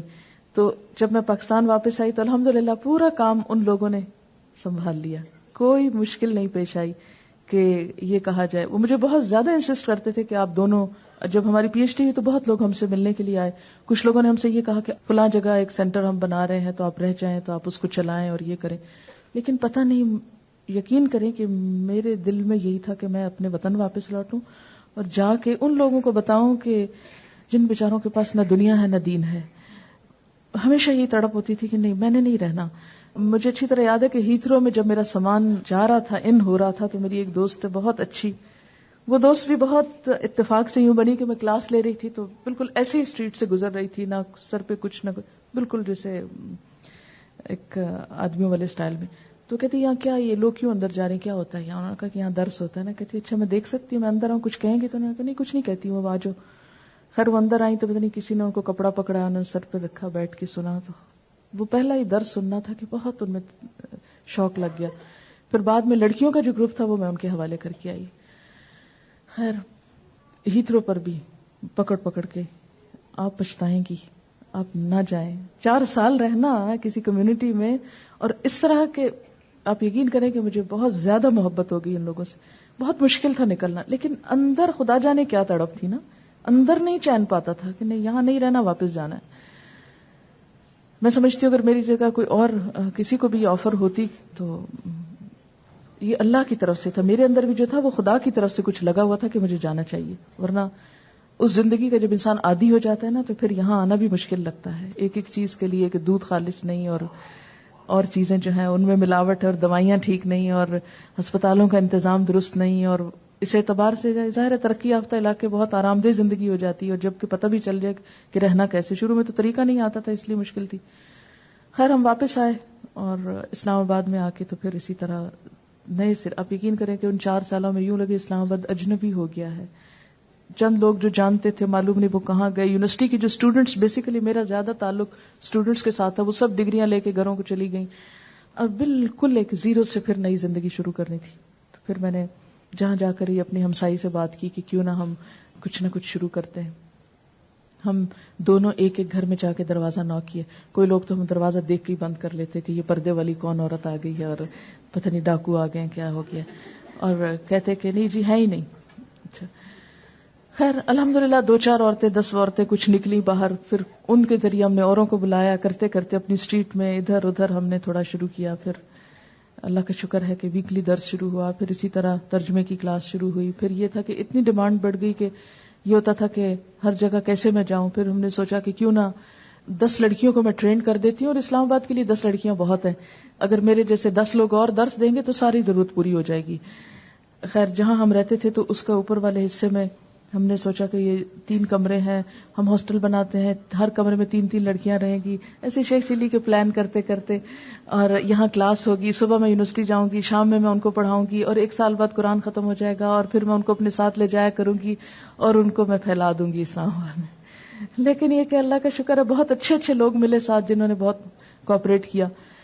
اور جب شروع ہوا تو وہ 10 کیا وہ پہلے ہی بیچ میں تقریباً 50 لوگوں نے اپلائی کیا, اور 45 جو تھے وہ پاس ہوئے. 5 سال بھر میں چھٹ گئے. اور اس کے بعد یہ تھا کہ یونیورسٹی آہستہ آہستہ کم ہوتی گئی. اب چھٹی لے لی, پھر چھٹی لے لی, اور پھر 2 سال کی چھٹی لے لی, اور اب میں نے 3 سال کی اپلائی کر دی. یعنی ٹوٹل چھٹی میری جو بنتی تھی 10-15 سال کی سروس میں, وہ ساری چھٹی اب جو ہے وہ. تو اس طرح اللہ کا شکر ہے. لیکن کراچی کا تو کبھی خواب بھی نہیں آیا تھا. یہ نہیں سمجھ میں آتی کہ یہ کیا ہوا, یہ نہیں کبھی بھی مجھے ابھی تک. میں بہت حیران ہوتی ہوں, کبھی کبھی میں بیٹھی ہوتی ہوں نا تو میں سوچتی ہوں کہ یہ کیا ہوا ہے, یہ صرف اللہ کی طرف سے. ایسا ہے کہ میں سچ پوچھے تو اپنی کشتی جیسے سمندر میں ڈال کے اور اس کو اللہ کے حوالے کر دیا نا اب میں. یعنی پہلے تو میں کچھ پلان کیا بھی کرتی تھی. جب سے میں کراچی آئی ہوں آپ یقین کریں میں نے زندگی کی ہر پلاننگ چھوڑ دی. کسی چیز کے بارے میں کل کیا ہوگا بالکل سوچنا چھوڑ دیا. پہلے پھر بھی میں سوچتی اس سے پہلے, لیکن یہ اتنا انہونا تجربہ ہے, اتنا ان ایکسپیکٹڈ قسم کا یہ انسیڈنٹ ہے کہ مجھے صرف اور صرف اللہ ہی ہر طرف نظر آتا ہے, اور صرف اسی کی طاقت اور اس کی قدرت. میں نے اس کو پایا تو بہت پہلے تھا, لیکن جو یہاں آ کے پایا ہے اور جو کچھ یہاں آ کے دیکھا ہے مجھے خود بھی نہیں سمجھ آتا. اور جو میرا پہلے تو اللہ کے بارے میں گمان تھا نا, جسے انسان کا ایک گمان ہوتا ہے اللہ تعالیٰ ایسے ہوں گے اور ایسے ہوں گے, یہاں آ کے وہ سارے گمان یقین میں بدل گئے ہیں. شروع میں دل نہیں لگتا تھا سچ پوچھے تو. ہنا میرے پاس ہے, یہ مجھے اکثر رات کے وقت روتے دیکھتی تھی. میں جب رمضان تھا نا پچھلا, آپ کو پتا جس دن میں آئی ہوں تو جب میں جہاز میں بیٹھی ہوں اور جو میں نے رونا شروع کیا تھا کراچی ایئرپورٹ تک، میں صرف روتی نہیں. جہاز پہ ایئر ہوسٹس آئی، اس نے آ کے پوچھا بھی آپ کو کیا ہے؟ میں نے کہا کچھ پانی پی لیں، کچھ لے لیں. میں نے کہا کچھ نہیں، کیونکہ اس وقت ابھی بچے بھی پیچھے چھوڑ کے آ رہی تھی، کیونکہ ان کے سکولز تھے، کوئی کالج تھے، کوئی کچھ تھا. ہشام میرے ساتھ تھے لیکن ادریسہ بھی وہیں تھے، بچے بھی وہیں تھے، سب دوست اور کلاس. سب سے زیادہ میں کلاس کو مس کرتی تھی، تو صرف روتے. اور پھر جب میں آئی ہوں تو ایسے جیسے پتہ نہیں میں کہاں آ گئی ہوں نا، کیونکہ یہاں بھی میں کچھ لوگوں کو جانتی ضرور تھی، لیکن جب تک آپ کسی کے ساتھ نہیں رہتے تو ایک تعلق نہیں ڈیولپ ہوتا. اور شاید کوئی دن رمضان پچھلے کا ایسا ہو کہ میں نہ روئی ہوں. میں فجر پڑھتی اور بیٹھ جاتی اور سسکیاں لیتی رہتی، روتی رہتی. پھر میں پڑھتی، پھر کلاس میں چلی جاتی، پھر شام ہوتی اور پتہ نہیں چلتا تھا کہ کس وقت میں رونے لگی ہوں. اور آپ کو پتا ہے کہ مجھے کیونکہ کوئی بھی چیز سیٹ نہیں تھی، میں ایک بالکل پوری سیٹنگ سے نکل کے آئی تھی اور ہر چیز ایک طرح سے پیچھے رہ گئی. ایک دن ایسے گلاس رکھا ہوا تھا، تو میری کلاس میں میرے گلاس ڈھکا ہوا ہوتا تھا نا، تو اس کے اوپر ڈھکن نہیں تھا، تو میں نے گلاس کو دیکھ کے رونا شروع کر دیا. مجھے اپنا وہ کور اور وہ اس کا بیس اور وہ سب کچھ، ٹیبل اور ہر چیز. پھر میں جب مائک میں بولتی تو کوئی چین، کوئی چاں، کوئی کچھ ہوتی. آپ کو پتہ ہی شروع میں کتنا زیادہ اپسٹ رہا ہے. پھر مجھے رونا آتا کہ وہ میرا ٹیبل، وہ میری کرسی. جب میں اپنے کمرے میں بیٹھتی تو مجھے اپنی سارے آفس یاد آتا، میری ایک ایک چیز. مجھے اپنی زندگی میں بہت زیادہ عادت ہے نا کہ وہ اگر میرے پاس ایک چھوٹی سی اتنا سا کاغذ بھی ہے تو اس کا بھی ایک ٹھکانہ ہے نا، اس کو وہیں ہونا ہے، وہ اس کے علاوہ کہیں اور نہیں ہو سکتا. یہ بہت سخت میری بری عادت کہہ لیں یا اچھی کہہ لیں، جو بھی ہے، لیکن ایک یعنی اتنی سی تنکا اور پن بھی جو ہے نا اس کو اپنے ٹھکانے ہونا ہے، اس کے بغیر ہونا نظر آئے مجھے. اور جب میں یہاں آئی تو نہ میرے پاس پراپر ٹیبل، نہ میرے پاس کتابیں، نہ میرے پاس پین رکھنے کی چیز. جو میں چیز دیکھتی وہ ہر چیز ہی جیسے وہ ہجرت، واقعی ہجرت ہوتی ہے. کیا وہاں سے روز فون کرتی، فلانی چیز بھیج دو، فلانی چیز بھیج دو، فلانی بھیج دو. اور صرف میرا خیال ہے آلموسٹ ڈیلی شاید ایئرپورٹ پہ گاڑی یا ڈاکخانے جاتی ہو کہ آج فلانی چیز آ گئی ہے، آج فلانی آ گئی. کوئی بھی آ رہا ہو اس کے ہاتھ یہ بھیج دو، اس کے ہاتھ یہ بھیج دو. لیکن یہ کہ پھر آہستہ آہستہ الحمدللہ پہلی عید بھی ایسی تھی کہ میں بیمار ہو گئی ایک دم رمضان کے بعد، اور آلموسٹ اکیلے ہی ایسے. میں نے کہا اچھا ہوا کوئی نہیں آیا. گھس کے اپنے بیڈ میں روتی رہی اور پھر پیچھے والوں کو یاد کرتی رہی اور پھر دن گزر گیا. نہیں، کوئی قربانی نہیں دی. نہیں، یہ بالکل، یہ میرا کہنے کا مطلب نہیں کہ کوئی قربانی دی. میں تو صرف ایک جذبات کی بات کرتی ہوں نا کہ انسان سب کچھ چھوڑ دیتا ہے، لیکن جو جذبات ہے نا، جب میں حضور صلی اللہ علیہ وسلم کی ہجرت پڑھتی ہوں کہ انہوں نے مکہ کا راستہ دیکھا رابغ پہ اور ان کی آنکھوں میں آنسو آ گئے اور وہ اس راستے کو دیکھ رہے تھے کہ کبھی ہم اس راستے پہ پھر جائیں گے. تو میں بھی جو جہاز دیکھتی تو میں سوچتی تھی کہ کسی دن میں اسلام آباد جاؤں گی. اور اتنے دن ہو گئے ہیں. میں بڑی اور دل چھوٹا ہے، بہت چھوٹا ہے، جتنا کہیں اتنا ہی چھوٹا ہے. ہاں، اب یہ مشکل لگ رہی ہے کہ اب یہاں سے جاؤں گی تو پھر کیا ہوگا. میں جانے کی بہت بات کرتی تھی. جس دن سے انہوں نے شعر سنایا، وہ کیا شعر تھا، جاؤں جاؤں نے دم نکالا، اس دن سے میں نے سوچا اب میں نے جانے کی بات کم کر دینی ہے. لیکن یہ ہے کہ سچی بات ہے کہ میں صرف اللہ پہ چھوڑ دیا. میں نے سب کچھ اللہ پہ چھوڑ دیا ہے. میری اپنی کوئی پلاننگ نہیں اب کہ میں نے کیا کرنا ہے. وہ کیا چاہتا ہے بس میں، جب بھی میرے دل میں خیال آتا ہے نا، یہ باتیں میں اس لیے بتا رہی ہوں کہ شاید چھوٹی چھوٹی چیزیں زندگی میں سیکھنے کو کام آئے. مجھے جب بھی کوئی خیال آتا ہے کہ مجھے کیا کرنا ہے، یہ کر لینا چاہیے، کوئی کام بھی جب میرے ذہن میں آتا ہے کہ یہ کرنا چاہیے مجھے، تو میں فوراً یہ دعا مانگتی ہوں، اللہم وفقنا لما تحب وترضی. مجھے اس سے نہیں کہ کون سا کام ہے اور کس شکل کا ہے اور کس طریقے کا ہے، اس کا نام کیا ہے، وہ کیا ہے. وفقنا لما تحب وترضی. بس ان کاموں کی صرف توفیق دے جن کو تو پسند کرے اور جس پہ تو راضی ہو جائے. چاہے وہ جھاڑو لگانا ہو، چاہے وہ ڈسٹنگ کرنا ہو، چاہے وہ جالے اتارنا ہو، وہ کچھ بھی ہو، لیکن جس سے تو راضی ہو. بس شرط ایک ہی ہے میری کہ جس سے تو راضی ہو. اب دیکھیں کہ انسان کوئی بھی کام کر جائے اور اللہ تعالیٰ کو پسند نہیں آئے تو پھر کیا فائدہ نا، کوئی فائدہ نہیں، کچھ بھی نہیں. اور اگر چھوٹا سا کام ہے اور اس کو پسند آ گیا اور وہ بخشش کا ذریعہ بن گیا تو یہی کامیابی ہے. نہیں، مجھے بہت اچھی امید ہے الحمدللہ. اور میں سمجھتی ہوں کہ انشاءاللہ تعالی بہت خیر ہے یہاں. جتنا لوگ باہر بیٹھ کے کراچی کو برا بھلا کہتے ہیں، میں جاتی ہوں تو لوگ مجھ سے پوچھتے ہیں تو میں تو بالکل ایک اور ہی اوپینین دیتی ہوں. میں کہتی ہوں کہ کراچی وہ نہیں جو آپ دور بیٹھ کے دیکھتے ہیں. کراچی کو دیکھنا تو بیچ میں بیٹھ کے دیکھو. یہ ایک حقیقت ہے, سچی بات ہے کہ بلا مبالغہ میں ہمیشہ اپنے اسٹوڈنٹس کو بھی کہتی ہوں کراچی ایئرپورٹ پہ ہی سین بدل جاتا ہے. اب میں پنجاب کے کسی ایئرپورٹ پہ اترتی ہوں تو مجھے نہیں اچھا لگتا. یہ نہیں کہ باعث ہوں, لیکن یہ کہ فرق ہے. دیکھیے میں جب بھی مجھے خیال آتا ہے نا کہ اب میں نے نیکسٹ کورس کہاں کرنا اور کیا کرنا, کیونکہ میں اسلام آباد والوں سے بھی کہہ دی کہ انہیں تو شروع کروا دیا میں نے 1 جنوری کو, اور الحمدللہ انہوں نے کام سنبھال لیا ہے. اگر میں وہاں نہیں کہیں اور بھی جاتی ہوں یا کچھ بھی کرتی ہوں تو الحمدللہ فکر نہیں ہے, مجھے پیچھے کی فکر نہیں رہی. لیکن یہ کہ کراچی میں انشاءاللہ ارادہ یہی ہے کہ کورس ختم ہوگا تو میرا دل یہ چاہتا ہے کہ ہم مختلف گروپس بنائیں اور مختلف سیکٹرز میں جائیں, کچی بستیوں میں, مختلف علاقوں میں, مختلف لوگوں کے پاس, اور انشاءاللہ دیکھیں کیا ہوتا ہے. اللہم وفقنا لما تحب و ترضی. ایک چیز مجھے یاد آئی, مجھے کسی نے سوال کیا تھا کہ فنڈز کے بارے میں پچھلی دفعہ, تو میں نے کہا تھا میں پارٹی میں بتاؤں گی. ایک چھوٹا سا واقعہ میں آپ کو دکھاتی ہوں, سناتی ہوں کہ کیسے کام ہوتا ہے نا دین کا. میں ایک چھوٹا سا آپ کو بتاتی ہوں کہ اللہ کا کام کیسے ہوتا ہے. ایک بات یاد رکھیے کہ جو دین کا جتنا بھی کام ہے یہ بندے نہیں کرتے, یہ اللہ کرتا ہے نا.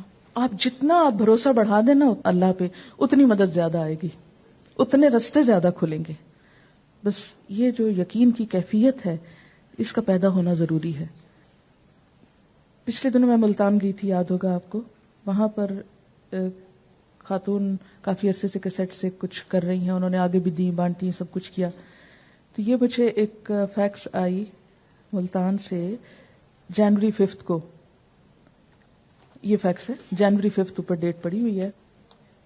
لکھتی ہیں پیاری بہن فرحت, اللہ کی ذات سے امید ہے کہ جان و ایمان عافیت میں ہوں گے انشاءاللہ. عید سے آپ بہت زیادہ یاد آ رہی ہیں. عید کے دوسرے دن رات کو فون کیا تو آپ کہیں گئی ہوئی تھی. رات میں نے آپ کو خواب میں دیکھا کہ آپ 3 روز کے پروگرام پہ ملتان آئی ہیں, قرآن کلاس لے رہی ہیں, پھر عصر کی نماز سب کے ساتھ پڑھتی ہیں, اور میں بہت زیادہ خوش ہوں آپ کے آنے سے, اور آپ بھی مجھ سے مل کر بہت خوشی کا اظہار کرتی ہیں. کراچی کا کورس مکمل ہونے پر سب سے پہلے آپ ملتان آئیے گا, اور اگر 1 سال کا پورا قرآن کا ہو جائے تو بہت ہی اچھا ہے, نہیں تو شارٹ کورس کے لیے تو ضرور ہی. ملتان میں جو فیملی آپ کو بلانا چاہ رہی تھی, اگر اس کا فون نمبر یا ایڈریس مل گیا ہو تو ضرور بھیجیں تاکہ مل کے کوئی پلاننگ کر سکیں. میں آپ کی تعلیم القرآن کورس کی کیسٹ برابر سنتی رہتی ہوں. آپ مجھے پہلے پارے کا ٹیسٹ پیپر بھیج دیں, اللہ کا نام لے کر شروع کرتی ہوں. یہ کسی اور ریلیجس جماعت کے ساتھ کام کر رہی تھی تو کہتی ہو سکتا ہے کہ اس دفعہ میرا استعفی ایکسپٹ کر لیا جائے.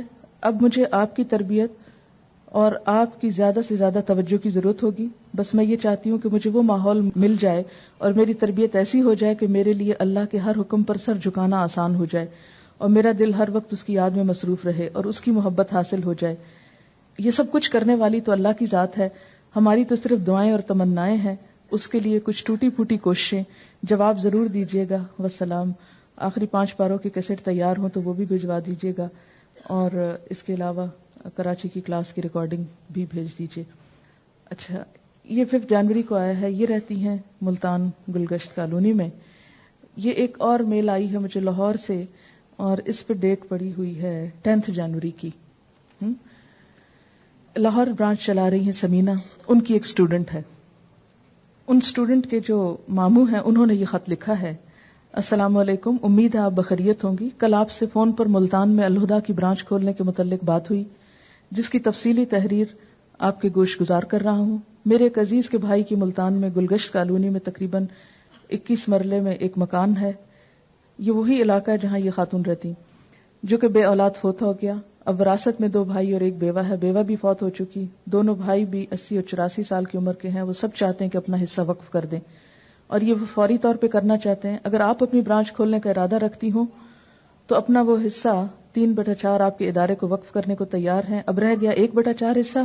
اگر آپ تیار ہوں تو ہم اپنی گرہ سے 1/4 حصہ خرید کر وہ بھی وقف کر دیں گے, اور لیگل کارروائی بابت خرید, حصہ اور کرایہ دار کی بے دخلی کا تردد میں کرنے کے لیے تیار ہوں. صرف آپ کی رضامندی کا منتظر ہوں. مزید تفصیل زبانی حاصل کر سکتی ہیں. اور اتفاق دیکھیے کہ کل میں لاہور جا رہی ہوں. یہ اس کے لیے نہیں پلان کیا, وہ پلاننگ پہلے سے تھی. ان کو کچھ ابھی تک خبر نہیں کہ ان کے گھر کے قریب کیا وقف ہونے والا ہے. یہ دعا کر رہی ہیں اور تڑپ رہی ہیں.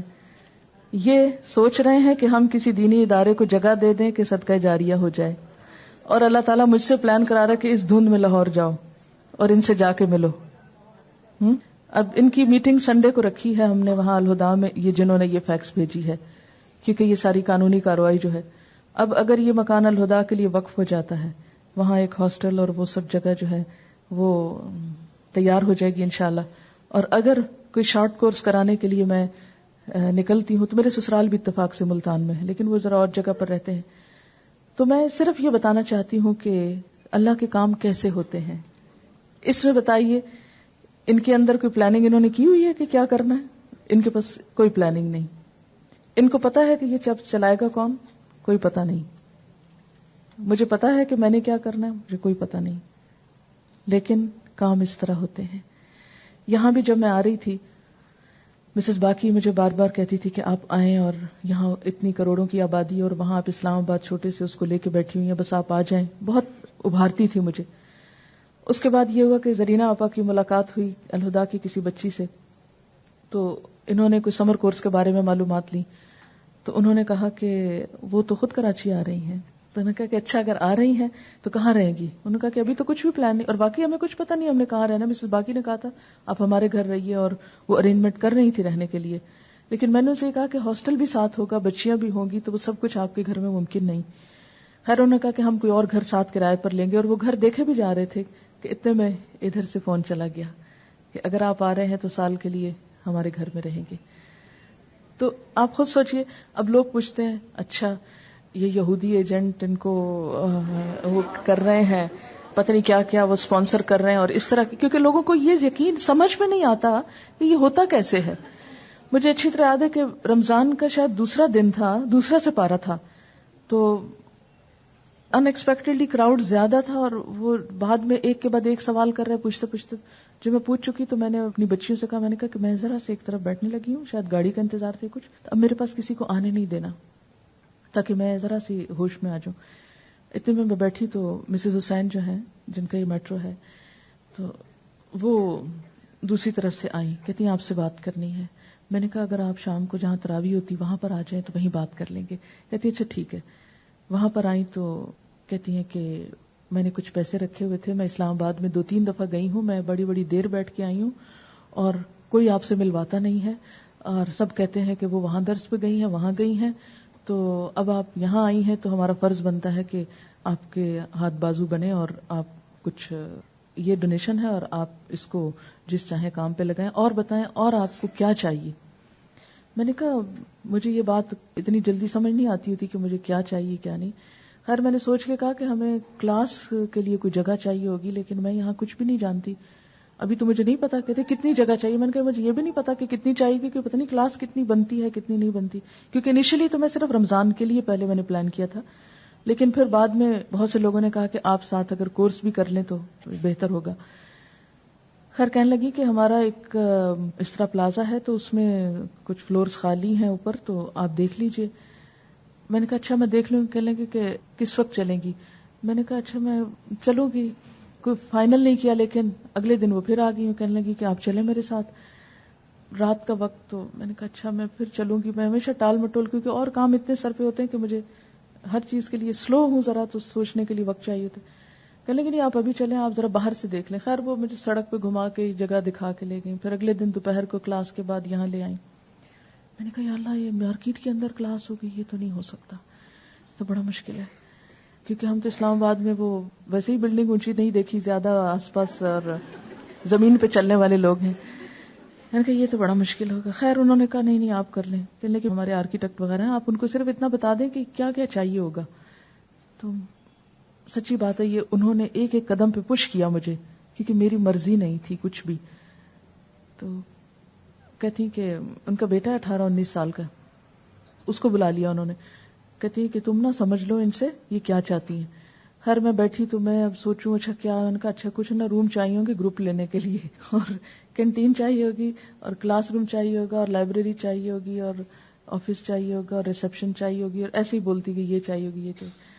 انہوں نے وہ سارا جو ہے نا لکھ لی باتیں، اور وہ آرکیٹیکٹ کو دے دی، اور انہوں نے اپنے طور پر یہ کام شروع کر دیا۔ لیکن مجھے یہ تھا کہ چلیں اگر جب تک بنے گا، جب تک ہو سکتا ہے کلاس کہیں اور ہو جائے اور پھر ہم نئی کلاس وہاں چھوڑ جائیں گے یا کچھ کریں گے. خیر ادھر یہ کام ہوتا رہا اور ادھر ہم لگے رہے اور سب کو پتا ہے کبھی کہیں جا رہے ہیں کبھی کہیں جا رہے ہیں. اور سب سے میں نے کہا کہ ٹھیک ہے، اور مجھے واقعی نہیں پتا تھا کہ ہم یہاں بھی آئیں گے یا نہیں، کیونکہ اس کے بعد میں نے خود بھی ان کو پش نہیں کیا اور ایک دفعہ بھی شاید فون کر کے نہیں پوچھا کہ آپ وہ بلڈنگ کا کیا بنا یا آپ ہمیں کب دیں گے یا کیا ہوگا یا کچھ، کیونکہ مجھے یہ تھا کہ لوگوں کے لیے یہاں آنا اور چڑھنا اور خواتین کے لیے یہ شاید بہت سوٹیبل نہ ہو. اور لیکن اللہ تعالیٰ کی مرضی یہی تھی. ہم بہت جگہ گھومے پھرے اور اللہ تعالیٰ نے گھما کے یہیں پر لا کے بٹھایا اور اس سے الحمدللہ کام اور آرگنائز ہو گیا.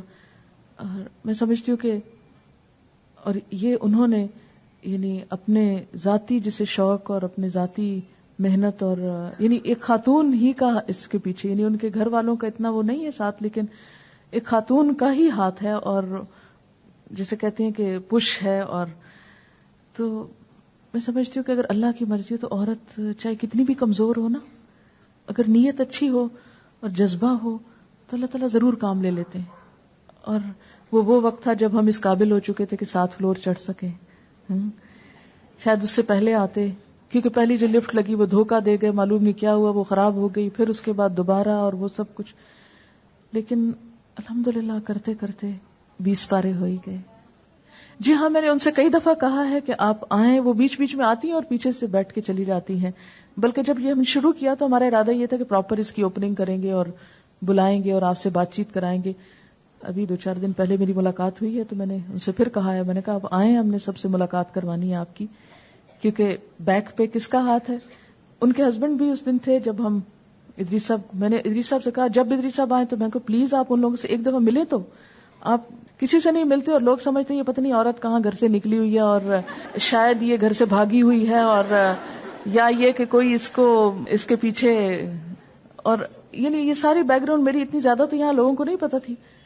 لوگوں نے بھی خوب کیا سرائیاں کی، نئی روز باتیں، نئی کہانیاں، نئے الزام، اور میں سب چیزوں صرف انجوائے کرتی رہی نا، ہنستی رہی. تو میں نے کہا کہ آپ ضرور ملیں ایک دفعہ. خیر ہم ان کے پاس گئے تو اتفاق سے وہ نکل رہے تھے، ملے. وہ کہنے لگے کہ بہن، کیونکہ بیچ میں ایسا ہوا کہ ان کو لوگوں نے بہت تنگ کرنا شروع کیا کہ ان عورتوں کو نکالیں یہاں سے. ایک یہ بھی رو چلی کہ یہ یہودی ایجنٹ ہیں اور یہ آپ کو دھوکہ دے رہے ہیں اور پتہ نہیں کیا کیا کر رہے ہیں، تو آپ ان کو نکالیں. اور کہتے ہیں کہ میں جس مسجد میں جا کے بیٹھتا، ایک پتہ نہیں کسی مسجد کا نام لے رہے تھے، میں وہاں جا کے بیٹھا. کہتے ہیں کہ 20-25 علماء میرے آس پاس مجھے گھیرے میں لے لیے اور آپ کو پتہ ہے یہ کون لوگ ہیں، آپ نے کیوں دے رکھا ہے، کیسے کر رہے ہیں. اور پھر کہتے ہیں کہ میں ابھی عمرے پہ گئے ہوئے تھے. کہتے ہیں میں مدینہ میں تھا تو وہاں ہم ایک جگہ پہ بیٹھے ہوئے تھے. کہتے ہیں انڈیا سے بھی، پاکستان سے بھی 30-35 لوگ تھے، سب ریلیجس قسم کے. تو وہ سب کہنے لگے کہ یہ بہت بڑا فتنہ ہے اور یہ بہت سازش ہے اور یہ عورتوں کو گمراہ کیا جا رہا ہے اور عقیدہ بگاڑا جا رہا ہے اور پتہ نہیں کیا کیا باتیں. کہتے ہیں کہ پہلے تو میں چپ کر کے سنتا رہا تو جب بہت زیادہ انہوں نے کیا تو پھر میں نے کہا اچھا آپ میری بات سنو، مجھے بتاؤ کہ آپ ان محترمہ سے ملے ہیں؟ ان کا نہیں، ہم کوئی آپ میں سے ملا نہیں ملے. آپ نے ان کا کچھ سنا ہے؟ نہیں سنا. آپ کیسے جانتے ہیں ان کو؟ ہمیں لوگوں نے بتایا.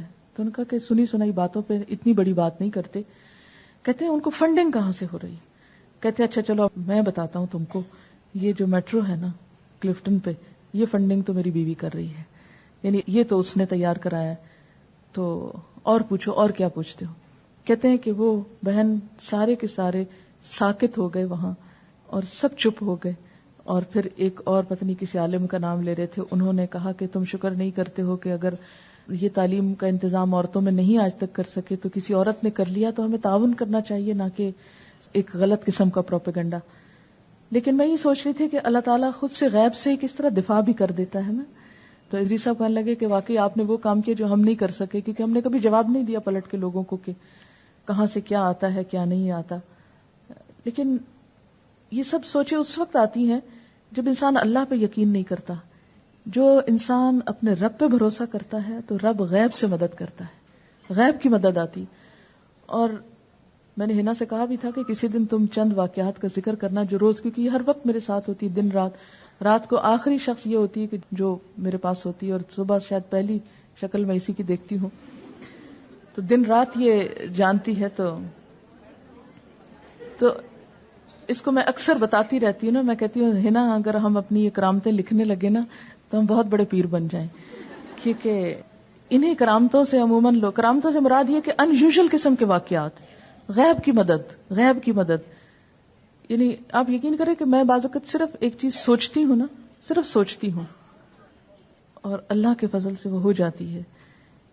اور جب میرے ذہن میں کوئی ضرورت آتی ہے نا، جب میرے دل میں کوئی بات آتی ہے تو میں پہلا خیال جو مجھے آتا ہے وہ اللہ تعالیٰ کا آتا ہے نا، کہ اللہ تعالیٰ آپ یہ کام، حتیٰ کہ چھوٹی سی چیز کو بھی اگر میرا دل چاہے نا کہ یہ ایسے ہو تو میں فوراً اللہ تعالیٰ سے کہتی کہ آپ سے بڑھ کے طاقت کس کے پاس ہے، آپ سے زیادہ کون کر سکتا ہے، بس آپ کر دیں. اور پھر میں انتظار میں لگ جاتی ہوں. اب میں نے کہہ دیا نا اللہ تعالیٰ سے، اب دیکھیں کس وقت ہوتا ہے. السلام علیکم. میں میڈم کے لیے یہ کہنا چاہ رہی تھی کہ ماشاءاللہ سے جب سے آپ کا کورس یہاں سٹارٹ ہوا ہے، کراچی کے کونے کونے سے میڈم کی آواز گونج رہی ہے، وہ کیسٹ کی شکل میں، وہ درس کی شکل میں، یعنی کہ ہر بندہ جو ہے وہ مانوس ہو گیا ہے.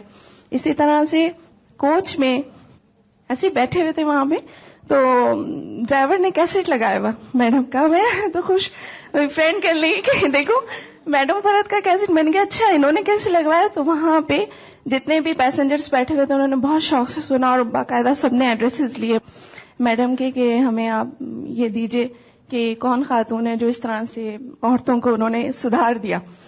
اچھا پھر اس کے بعد یہ کہ کافی گھروں میں اور لوگوں میں یعنی چھوٹے چھوٹے بچوں کی زبان میں. پھر کل میں ایک بیل والی کی دکان پہ گئی، وہاں سے بیلیں مجھے لینی تھیں، تو انہوں نے میری شکل کو دیکھ کے کہا کہ آپ ضرور ان کے اسٹوڈنٹ ہیں. میں نے کہا جی ہاں. تو کہنے لگے کہ یہاں پہ پہلے آ کے دنیا کی عورتیں باتیں کرتی تھیں اور اب آ کے سب نے یہ کہا کہ میڈم کے درس میں جائیں، سب ایڈریسز دیتے ہیں اور ان سے ملیے جا کے. تو اس کے بعد یہ کہ کافی ماشاءاللہ سے چینجز آئی ہیں یہاں پہ کراچی میں، اور ہم بہت شکر گزار ہیں میڈم کے کہ ہمارے جن حالات میں جن چیزوں کو ہم لوگ کوپ نہیں کر پائے اپنی زندگی میں، اللہ تعالیٰ نے ہمارے لیے بہت اچھا ذریعہ بنایا ہے. خاص طور سے میں بہت شکر گزار ہوں میڈم کی. ہم سب کو بس اللہ ہی کا شکر ادا کرنا چاہیے. اس پر بھی بہت اعتراض ہے لوگوں کو کہ عورت کی آواز کیوں. ایسا ہے کہ جب یہ شروع ہونا تھا یہ کیسٹ ریکارڈنگ کا کام، اس کا بھی میں ذرا سی بات کرنا چاہتی ہوں.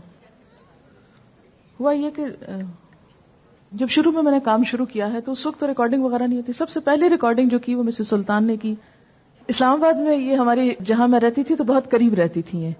تو ایک دن یہ مجھے نیا جب ہماری کلاس ویکلی شروع ہوئی تھی وہاں، تو مجھ سے کہنے لگی کہ ہم لوگ تو یہاں سنتے ہیں، تو ہمارے رشتہ دار ہوتے ہیں امریکہ میں، تو میں چاہتی ہوں یہ باتیں ان کو بھی پتہ چلیں، تو ان کے لیے کیا آپ بتائیں گی.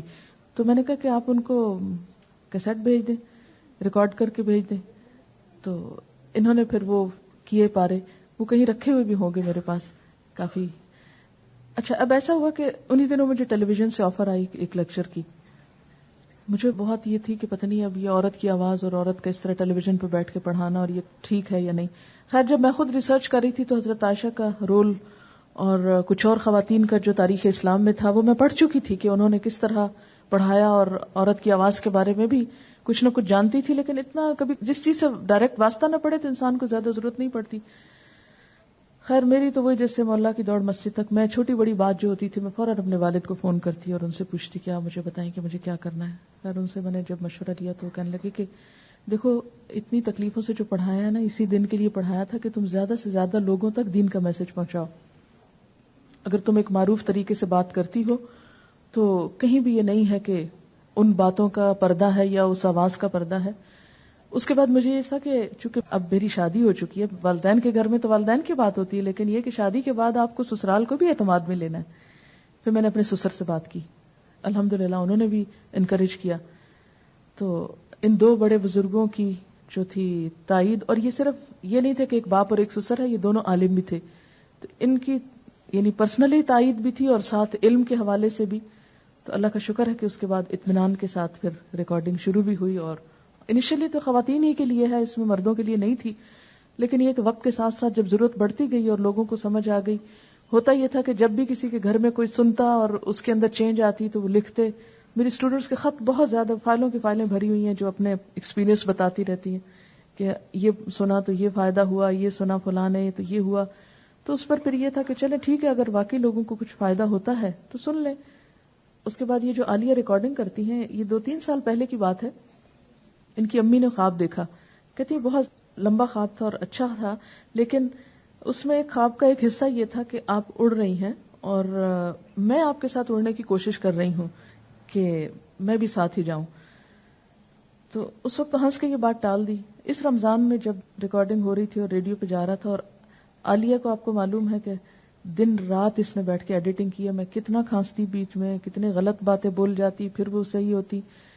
تو یہ لوگ رات رات تک یہاں بیٹھ کے تو اس کی ایڈیٹنگ کرتے اور پھر ریڈیو پہ بھیجتے اور پھر وہ آگے. تو پھر میں نے ان کی امی کو فون پہ بات کی، میں نے کہا آپ نے وہ جو خواب دیکھی تھی نا کہ اڑ رہی ہوں، تو وہ آواز تھی جو فضا میں جا رہی ہے، آ رہی ہے، اور ساتھ آپ کا حصہ ہے اس میں کہ آپ کی بیٹی ہی اس کو اس قابل بنا رہی ہے کہ اس کو ریلیز کیا جائے، کیونکہ خالی کیسٹ ایسے ایز اٹ از تو نہیں جا سکتی تھی.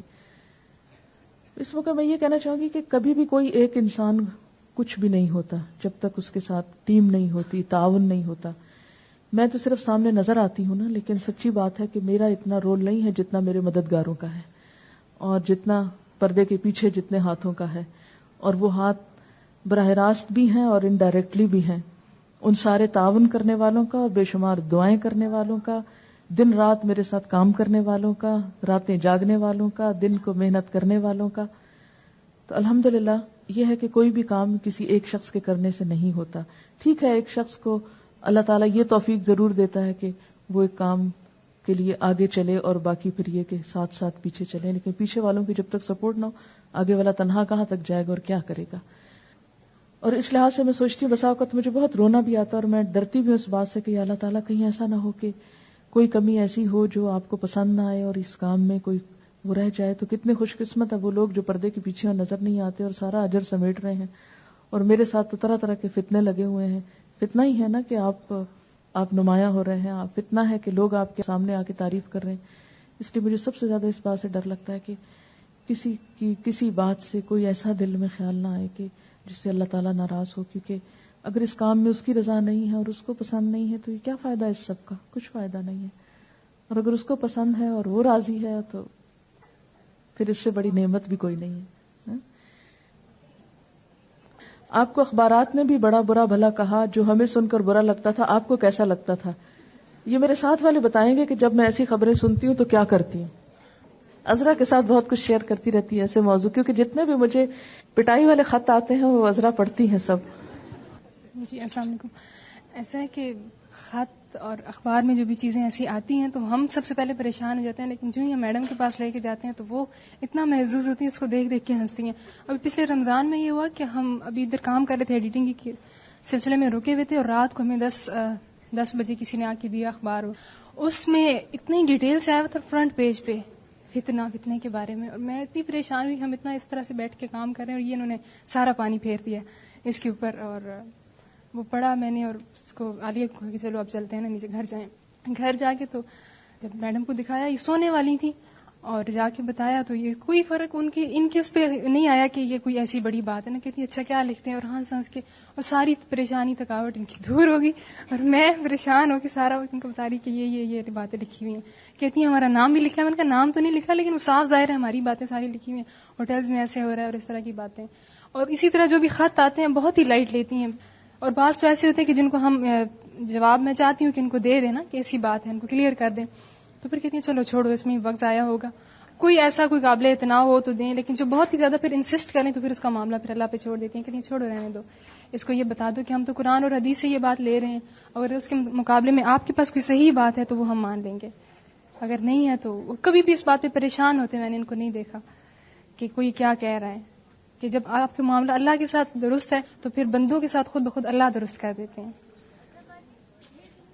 جی بات بتانے کی ہم پوری کوشش کرتے ہیں، ہم 3 دفعہ کم از کم ٹرائی کرتے ہیں کہ اس بندے کو بات پتہ چل جائے، لیکن اگر کوئی نہ مان کے دے تو پھر ہم اس کو چھوڑ دیتے ہیں. کہتی ہیں یہ ایک اور اخبار ہے، اس میں انہوں نے وہ باتیں لکھ دی جو میں نے کہی نہیں. جی ہاں، ان کو میں نے عارفہ سے کہا عارفہ ان کو فون کرو. میں نے کہا میں نے تو آج تک یہ لفظ بولا بھی نہیں ہے، کیوں مجھ سے یہ باتیں منسوخ کر. اسی لیے ہاں ایک بات، مجھے اخباروں کے اندر کچھ لکھنا کہنا ہمیشہ اسی وجہ سے اتنا اپیل نہیں کرتا. ایک نظم آپ کو سنوانی تھی، یہ میں عموماً پارٹی شارٹی کے اوپر سنواتی ہوں، ہے عربی کی نظم، میں اس کا ترجمہ آپ کو پہلے بتاتی ہوں، لیکن یہ نظم بہت ہی اچھی، یہ ماں کے بارے میں ہے. میں اپنی اسٹوڈنٹس کو سنواتی ہوں تاکہ ان کے دلوں میں ماں کی محبت آئے. کیسٹ ہے انتی تو احب الناسی، سب سے زیادہ پیاری ہے، الیہ مجھ کو، یعنی ایک بچہ اپنی ماں کو کہتا ہے تو مجھے سب سے زیادہ محبوب ہے. انتی اعز الناس علیہ، تو سب سے زیادہ قیمتی ہے میرے لیے. امی انتی حیات الروح، امی اے میری ماں، انتی تو ہی حیات الروح، روح کی زندگی ہے، یعنی تیری وجہ سے میری روح زندہ ہے. انت الاغلا، انتی تو، اغلا قیمتی ہے، غالی کہتے ہیں قیمتی کو، من عینیا میری دونوں آنکھوں سے، اے ماں تو میرے لیے میری دو آنکھوں سے بھی بڑھ کے قیمتی ہے. قلت لہا، میں نے اس سے کہا، یا نبع الحب، اے محبت کے چشمے، نبع کہتے ہیں چشمے کو، اسم کی تیرا نام، مطبوع پرنٹڈ ہے، چھپا ہوا ہے، فی قلبی میرے دل میں، یملأ عمری بالاحلام، یملأ بھر دیتی ہے، عمری میری عمر کو، بالاحلامی خوابوں کے ساتھ، یعنی میرے خواب. یسقینی وہ محبت پلاتی ہے مجھ کو، کلماء العذبی میٹھے پانی کی طرح میری زندگی کے اندر سیرابی کر رہی ہے. قلب الام ماں کا دل، وما اسناہ کتنا چمکدار ہے، ما اکبرہ کتنا بڑا ہے، ما اسفرہ کتنا روشن، ما اکرمہ کتنا معزز، ما ارحمہ کتنا مہربان. فتبارک رب سوا کی بہت بابرکت ہے وہ رب جس نے تجھے بنایا ہے. انتی احب الناس الیہ، تو مجھے سب سے زیادہ محبوب ہے. انی اسمع صوت النجم، میں ستارے کی آواز سنتا ہوں. یشدو بالامس وفی الیوم، جو کل اور آج گنگناتا ہے. خلف صغیر راح یغنی، ایک چھوٹے سے بچے کے پیچھے وہ گنگناتا ہے. اغنیتن ایک نظم یا ایک گانا، فی حب الامی ماں کی محبت میں. فرحت امی خوش ہو گئی میری ماں، حین رأتنی جس وقت اس نے مجھ کو دیکھا. افقد زبرن حلو اللون، میں اس کے چہرے، خوشی کی وجہ سے اس کے چہرے پہ جو لکیریں پڑ چکی ہیں ان کو میں مٹا ہوا پاتا ہوں، یعنی جب اس کا چہرہ چمک اٹھتا ہے مجھے دیکھ کر اور وہ ساری لکیریں غائب ہو جاتی ہیں. حلو اللون خوبصورت رنگ والی ماں میری. وانزہہ واقدرہ میں اس کی بہت قدر کرتا ہوں، اس کو بہت پاکیزہ سمجھتا ہوں. بین یدیہا ذکرا منی، اس کے سامنے میری یادیں ہیں. انتی احب الناس الیہ، عشتی و طبتی و دمتی فانتی، عشتی تو زندہ رہ، و طبتی تو خوش رہ، و دمتی اور ہمیشہ رہ، فانتی بہجت ایامی قد کنتی، تو میرے دنوں کی رونق ہے، یعنی میری زندگی کی رونق ہے. قلبک بالرحمت معمور، تیرا دل رحمت کے ساتھ آباد ہے. امن الرحمت انت خلقتی، کیا تو رحمت سے پیدا کی گئی. حبک بین ضلوعی یکبر، تیری محبت میرے دل کے اندر بڑھتی چلی جا رہی ہے. یا ینبوع الحب الاطہر، اے محبت کے پاکیزہ سرچشمے. یا من قد وہبتنی عمرن، اے وہ ہستی کہ جس نے مجھے اپنی عمر دے دی، یعنی میرے لیے اپنی عمر کھپا دی. یسقی عمری حتی ازہر، اپنی عمر مجھ کو پلا رہی ہے یہاں تک کہ میں روشن ہو جاؤں، ترقی کر جاؤں. انتی احب الناس الیہ. اس میں یاد رکھیے دف ہے، تھوڑا سا پریشان نہ ہو کہ میوزک بج رہا ہے، یہ دف ہے جو الاؤڈ ہے، ٹھیک ہے. یہ نظم کا ترجمہ کر کے اگر آپ اپنے بچوں کو سکھا دیں تو آپ کے اور بچوں کے تعلقات میں بہت فرق پڑے گا. ابھی آپ پوچھ رہے تھے بار بار کہ بچوں کی تربیت کے لیے کیا ہے. میں نے اپنے بچوں کو ڈائریکٹ بہت کم کچھ کہا ہے، کہتی ہوں لیکن بہت کم، انڈائریکٹلی گراؤنڈ پریپیئر کرتی رہتی ہوں. چلیے سنیے. اچھا جناب، عائشہ اس رمضان میں ہمارے ساتھ نہیں تھی، پچھلے میں تھی، تو اس سال اس کو میں نے کہا کہ تم اپنے مدر ٹاؤن میں جاؤ اور وہاں پر دورہ قرآن کرواؤ. تو یہ کیا کر کے آئی ہیں تھوڑا سا آپ کو بتائیں گی. السلام علیکم. اس رمضان میں نے گھر گئی تھی، سیالکوٹ سے میں آئی ہوئی ہوں، تو وہیں پہ مجھے دورہ قرآن کرانا تھا. تو میرا تو یہی خیال تھا کہ جس طرح یہاں کلاس ہوتی ہے، میڈم آ کے بیٹھتی ہیں، بس اسی طرح وہاں کلاس تیار ہوگی. اور سب لوگوں نے کہا تھا، بہت لوگوں نے پہلے سے کہ آپ آئیں اور کلاس ہوگی سب.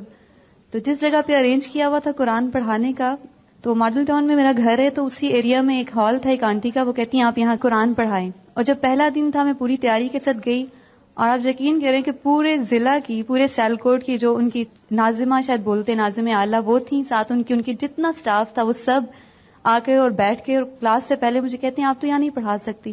میں نے کہا کیوں میں نہیں پڑھا سکتی؟ وہ کہتے ہیں اس لیے کہ یہ جو ہے یہ تو ہماری جماعت کی مین ایریا ہے ماڈل ٹاؤن, یہاں سے ہمیں فنڈز ملتے ہیں اور سب کچھ ہوتا ہے, اور اگر آپ یہاں پڑھائیں گی ایک دفعہ یہاں الہدا آ جائے تو پھر یہاں جماعت دوبارہ نہیں آ سکتی. تو میں نے ان سے کہا کہ آپ نے بھی قرآن پڑھانا ہے, میں نے بھی قرآن پڑھانا ہے, اس میں ایسی تو کوئی بات نہیں. کہتے ہیں آپ ہیں بھی صرف اسٹوڈنٹ نہیں, آپ اسٹاف میں ہیں ڈاکٹر فرد کے, اس وجہ سے آپ تو پھر اسپیشل مشن پہ ہیں. میں نے کہا کیا مطلب؟ مشن تو میرا کوئی نہیں ہے, قرآن بس مجھے پڑھانا ہے. پھر جب بہت زیادہ ان سے بات ہوئی اس طرح کی, نہیں وہ لوگ مان رہے تھے کسی طرح. کہتے ہیں کہ ہماری خیانت ہو جاتی ہے, بیت المال کے پیسے سے ہم نے یہاں فنڈ سب لیے اور لوگوں کو بتایا کہ قرآن پڑھایا جائے گا. تو میں نے کہا آپ ایسا کریں, آپ اپنے فارمز لے کر آئیں جو آپ کے ہیں, ممبرشپ فارمز ہیں, اس پہ میں سائن کرتی ہوں اور میں آپ کی ممبر کے طور پہ قرآن پڑھاتی ہوں. وہ سب ایک دوسرے کی شکلیں دیکھیں کہ وہ تو سمجھ رہے تھے میں بہت پورا ایک الہدا کا ادھر انٹروڈکشن کرا رہی ہوں. میں نے کہا ہماری استاد نے ہمیں صرف یہ سکھایا ہے کہ لوگوں کو اللہ سے جوڑنا ہے اور بس. اور انشاءاللہ میں اگر آپ کہیں گی تو میں ایک دفعہ بھی الہدا کا نام نہیں لوں گی. میں صرف کچھ لوگ میرے سے سیکھنا چاہتے ہیں تو میں سکھاتی ہوں. وہ اتنی حیران کہ ان کی جماعت کی جو ٹیچرز ہیں, یقین کرو ان کی آنکھوں میں آنسو آ رہے, اور وہ کہتی ہیں کہ واقعی ایک ایسے استاد کی ہی اسٹوڈنٹ ہیں جن کے بارے میں ہم جانتے ہیں کہ ویسی ہی ہیں. ایک وہاں طیبہ ان کا نام ہے, بہت وہاں کام کر رہی ہیں. انہوں نے بعد میں آ کے میرے سے ایڈریس لیا اور کہتی ہیں کہ میں اپنی بہنوں کو الہدا میں بھیجوں گی جو ایسی تعلیم دیتے ہیں کہ بغیر تعصب کے. اور باقی میں نے ان سے کوئی لڑائی نہیں کی. میں نے کہا کہ کوئی بات نہیں. مجھے کہتی ہیں کہ آپ تو جب سے پیدا نہیں ہوئی تھی میں اس وقت سے قرآن پڑھا رہی ہوں, آپ کیا پڑھائیں گی؟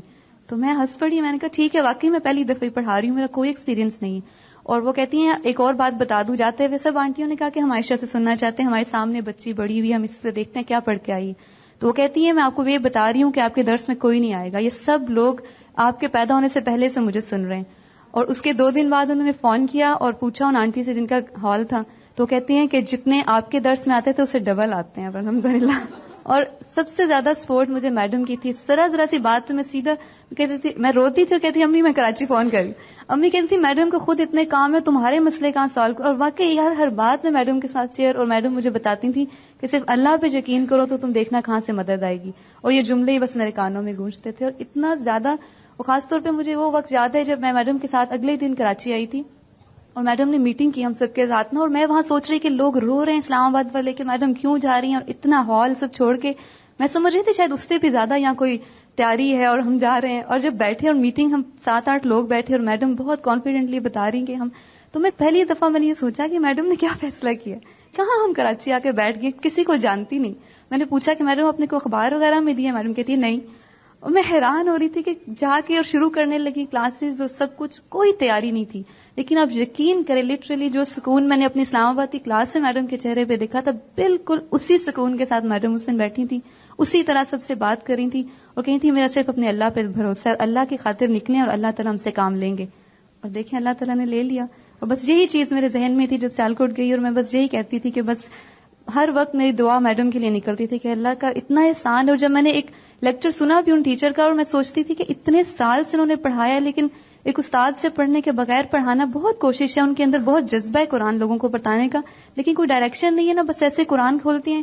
ایک کو کہتی ہیں آپ بیٹھ کے ایک رکوع پڑھیں, سامنے بیٹھے ہوئے سے کہتی ہیں, ایک رکوع ہو جاتا ہے اس کا ترجمہ, اور قرآن بند کر کے پھر خود سے تفسیر کرتی ہیں. وہ مزہ نہیں آتا جو جس طرح میڈم نے ہمیں ایک آیت کے ساتھ بتایا نا, اور اس کے بعد جو مزہ آیا. سب لوگ کہتے ہیں کہ ہمیں فرسٹ ٹائم لگا کہ ہم نے قرآن سنا ہے, حالانکہ میں نے کوئی اس طرح کا نہیں پڑھایا, جو آتا تھا بس بتا دیا. میڈم کی ساری کیسٹس تھیں لاسٹ ایئر کی, وہی سنتی تھی اور آگے بتا دیتی تھی, خود سے کچھ بھی نہیں کیا میں نے. لیکن اتنا سب کو اچھا لگا کہ وہ رو رہی تھی آنٹی کہ اب واپس نہیں جائیں, آپ یہیں آ جائیں. آخری ٹائم تک 70-75 تک لوگ ہو گئے تھے الحمدللہ, تھوڑے ہی تھے. صوبیہ بھی تھی میرے ساتھ ہی وہیں پہ, اس نے بھی اٹینڈ کیا آخری دن, اور بہت الحمدللہ اچھا ہو گیا. چونکہ آئندہ آپ کے ساتھ بھی یہ ایکسپیرینس ہونے والا ہے, اس لیے ایک چٹ بیچ میں آئی تھی کہ ہمیں بتائیں کہ ہم یہاں سے نکل کر کیا کریں گے. اگر آپ کی نیت صرف اللہ کے لیے کرنے کی ہوئی تو اللہ تعالیٰ آپ کو تھام لے گا, اور اگر کوئی اور چیز ہوئی تو سب سے زیادہ وہ جانتا ہے. دیکھیں نا, میں آپ کو دھوکہ دے سکتی ہوں اس کو لیکن اس کو نہیں دے سکتی, اس لیے وہ جانتا ہے کہ ہم نے قدم نکالا ہے تو کیوں نکالا ہے, اور اگر خالصتاً اس کے لیے ہوگا تو پھر یہ اس کی ذمہ داری ہو جائے گی, اور اگر یہ کسی اور غرض کے لیے ہوا تو اللہ تعالیٰ پھر انہی کے حوالے کر دے گا. ہمارا اکٹھے ہونے کا, مل بیٹھنے کا ایک ہی مقصد ہے, اور وہ کیا ہے کہ ہم سب بس اس کے ہو جائیں, حنیفاً مسلمہ. جی زکیہ آپ کچھ کہیں, ورنہ مجھ کو بعد میں الزام ملے گا یہ خود ہی بولتی نہیں اور انہوں نے کسی کو بولنے نہیں دیا. تو خدا کے لیے جو بولنا چاہتا ہے آ کے بول لے. ومن يتوکل علی اللہ فهو حسبہ. ہم سنائیں گے آپ کو مارو. بسم اللہ الرحمن الرحیم. کوئی تو ہے جو نظام ہستی چلا رہا ہے، وہی خدا ہے. دکھائی بھی جو نہ دے نظر بھی، جو آ رہا ہے وہی خدا ہے. وہی ہے مشرق، وہی ہے مغرب، سفر کریں سب اسی کی جانب. وہی ہے مشرق، وہی ہے مغرب، سفر کریں سب اسی کی جانب.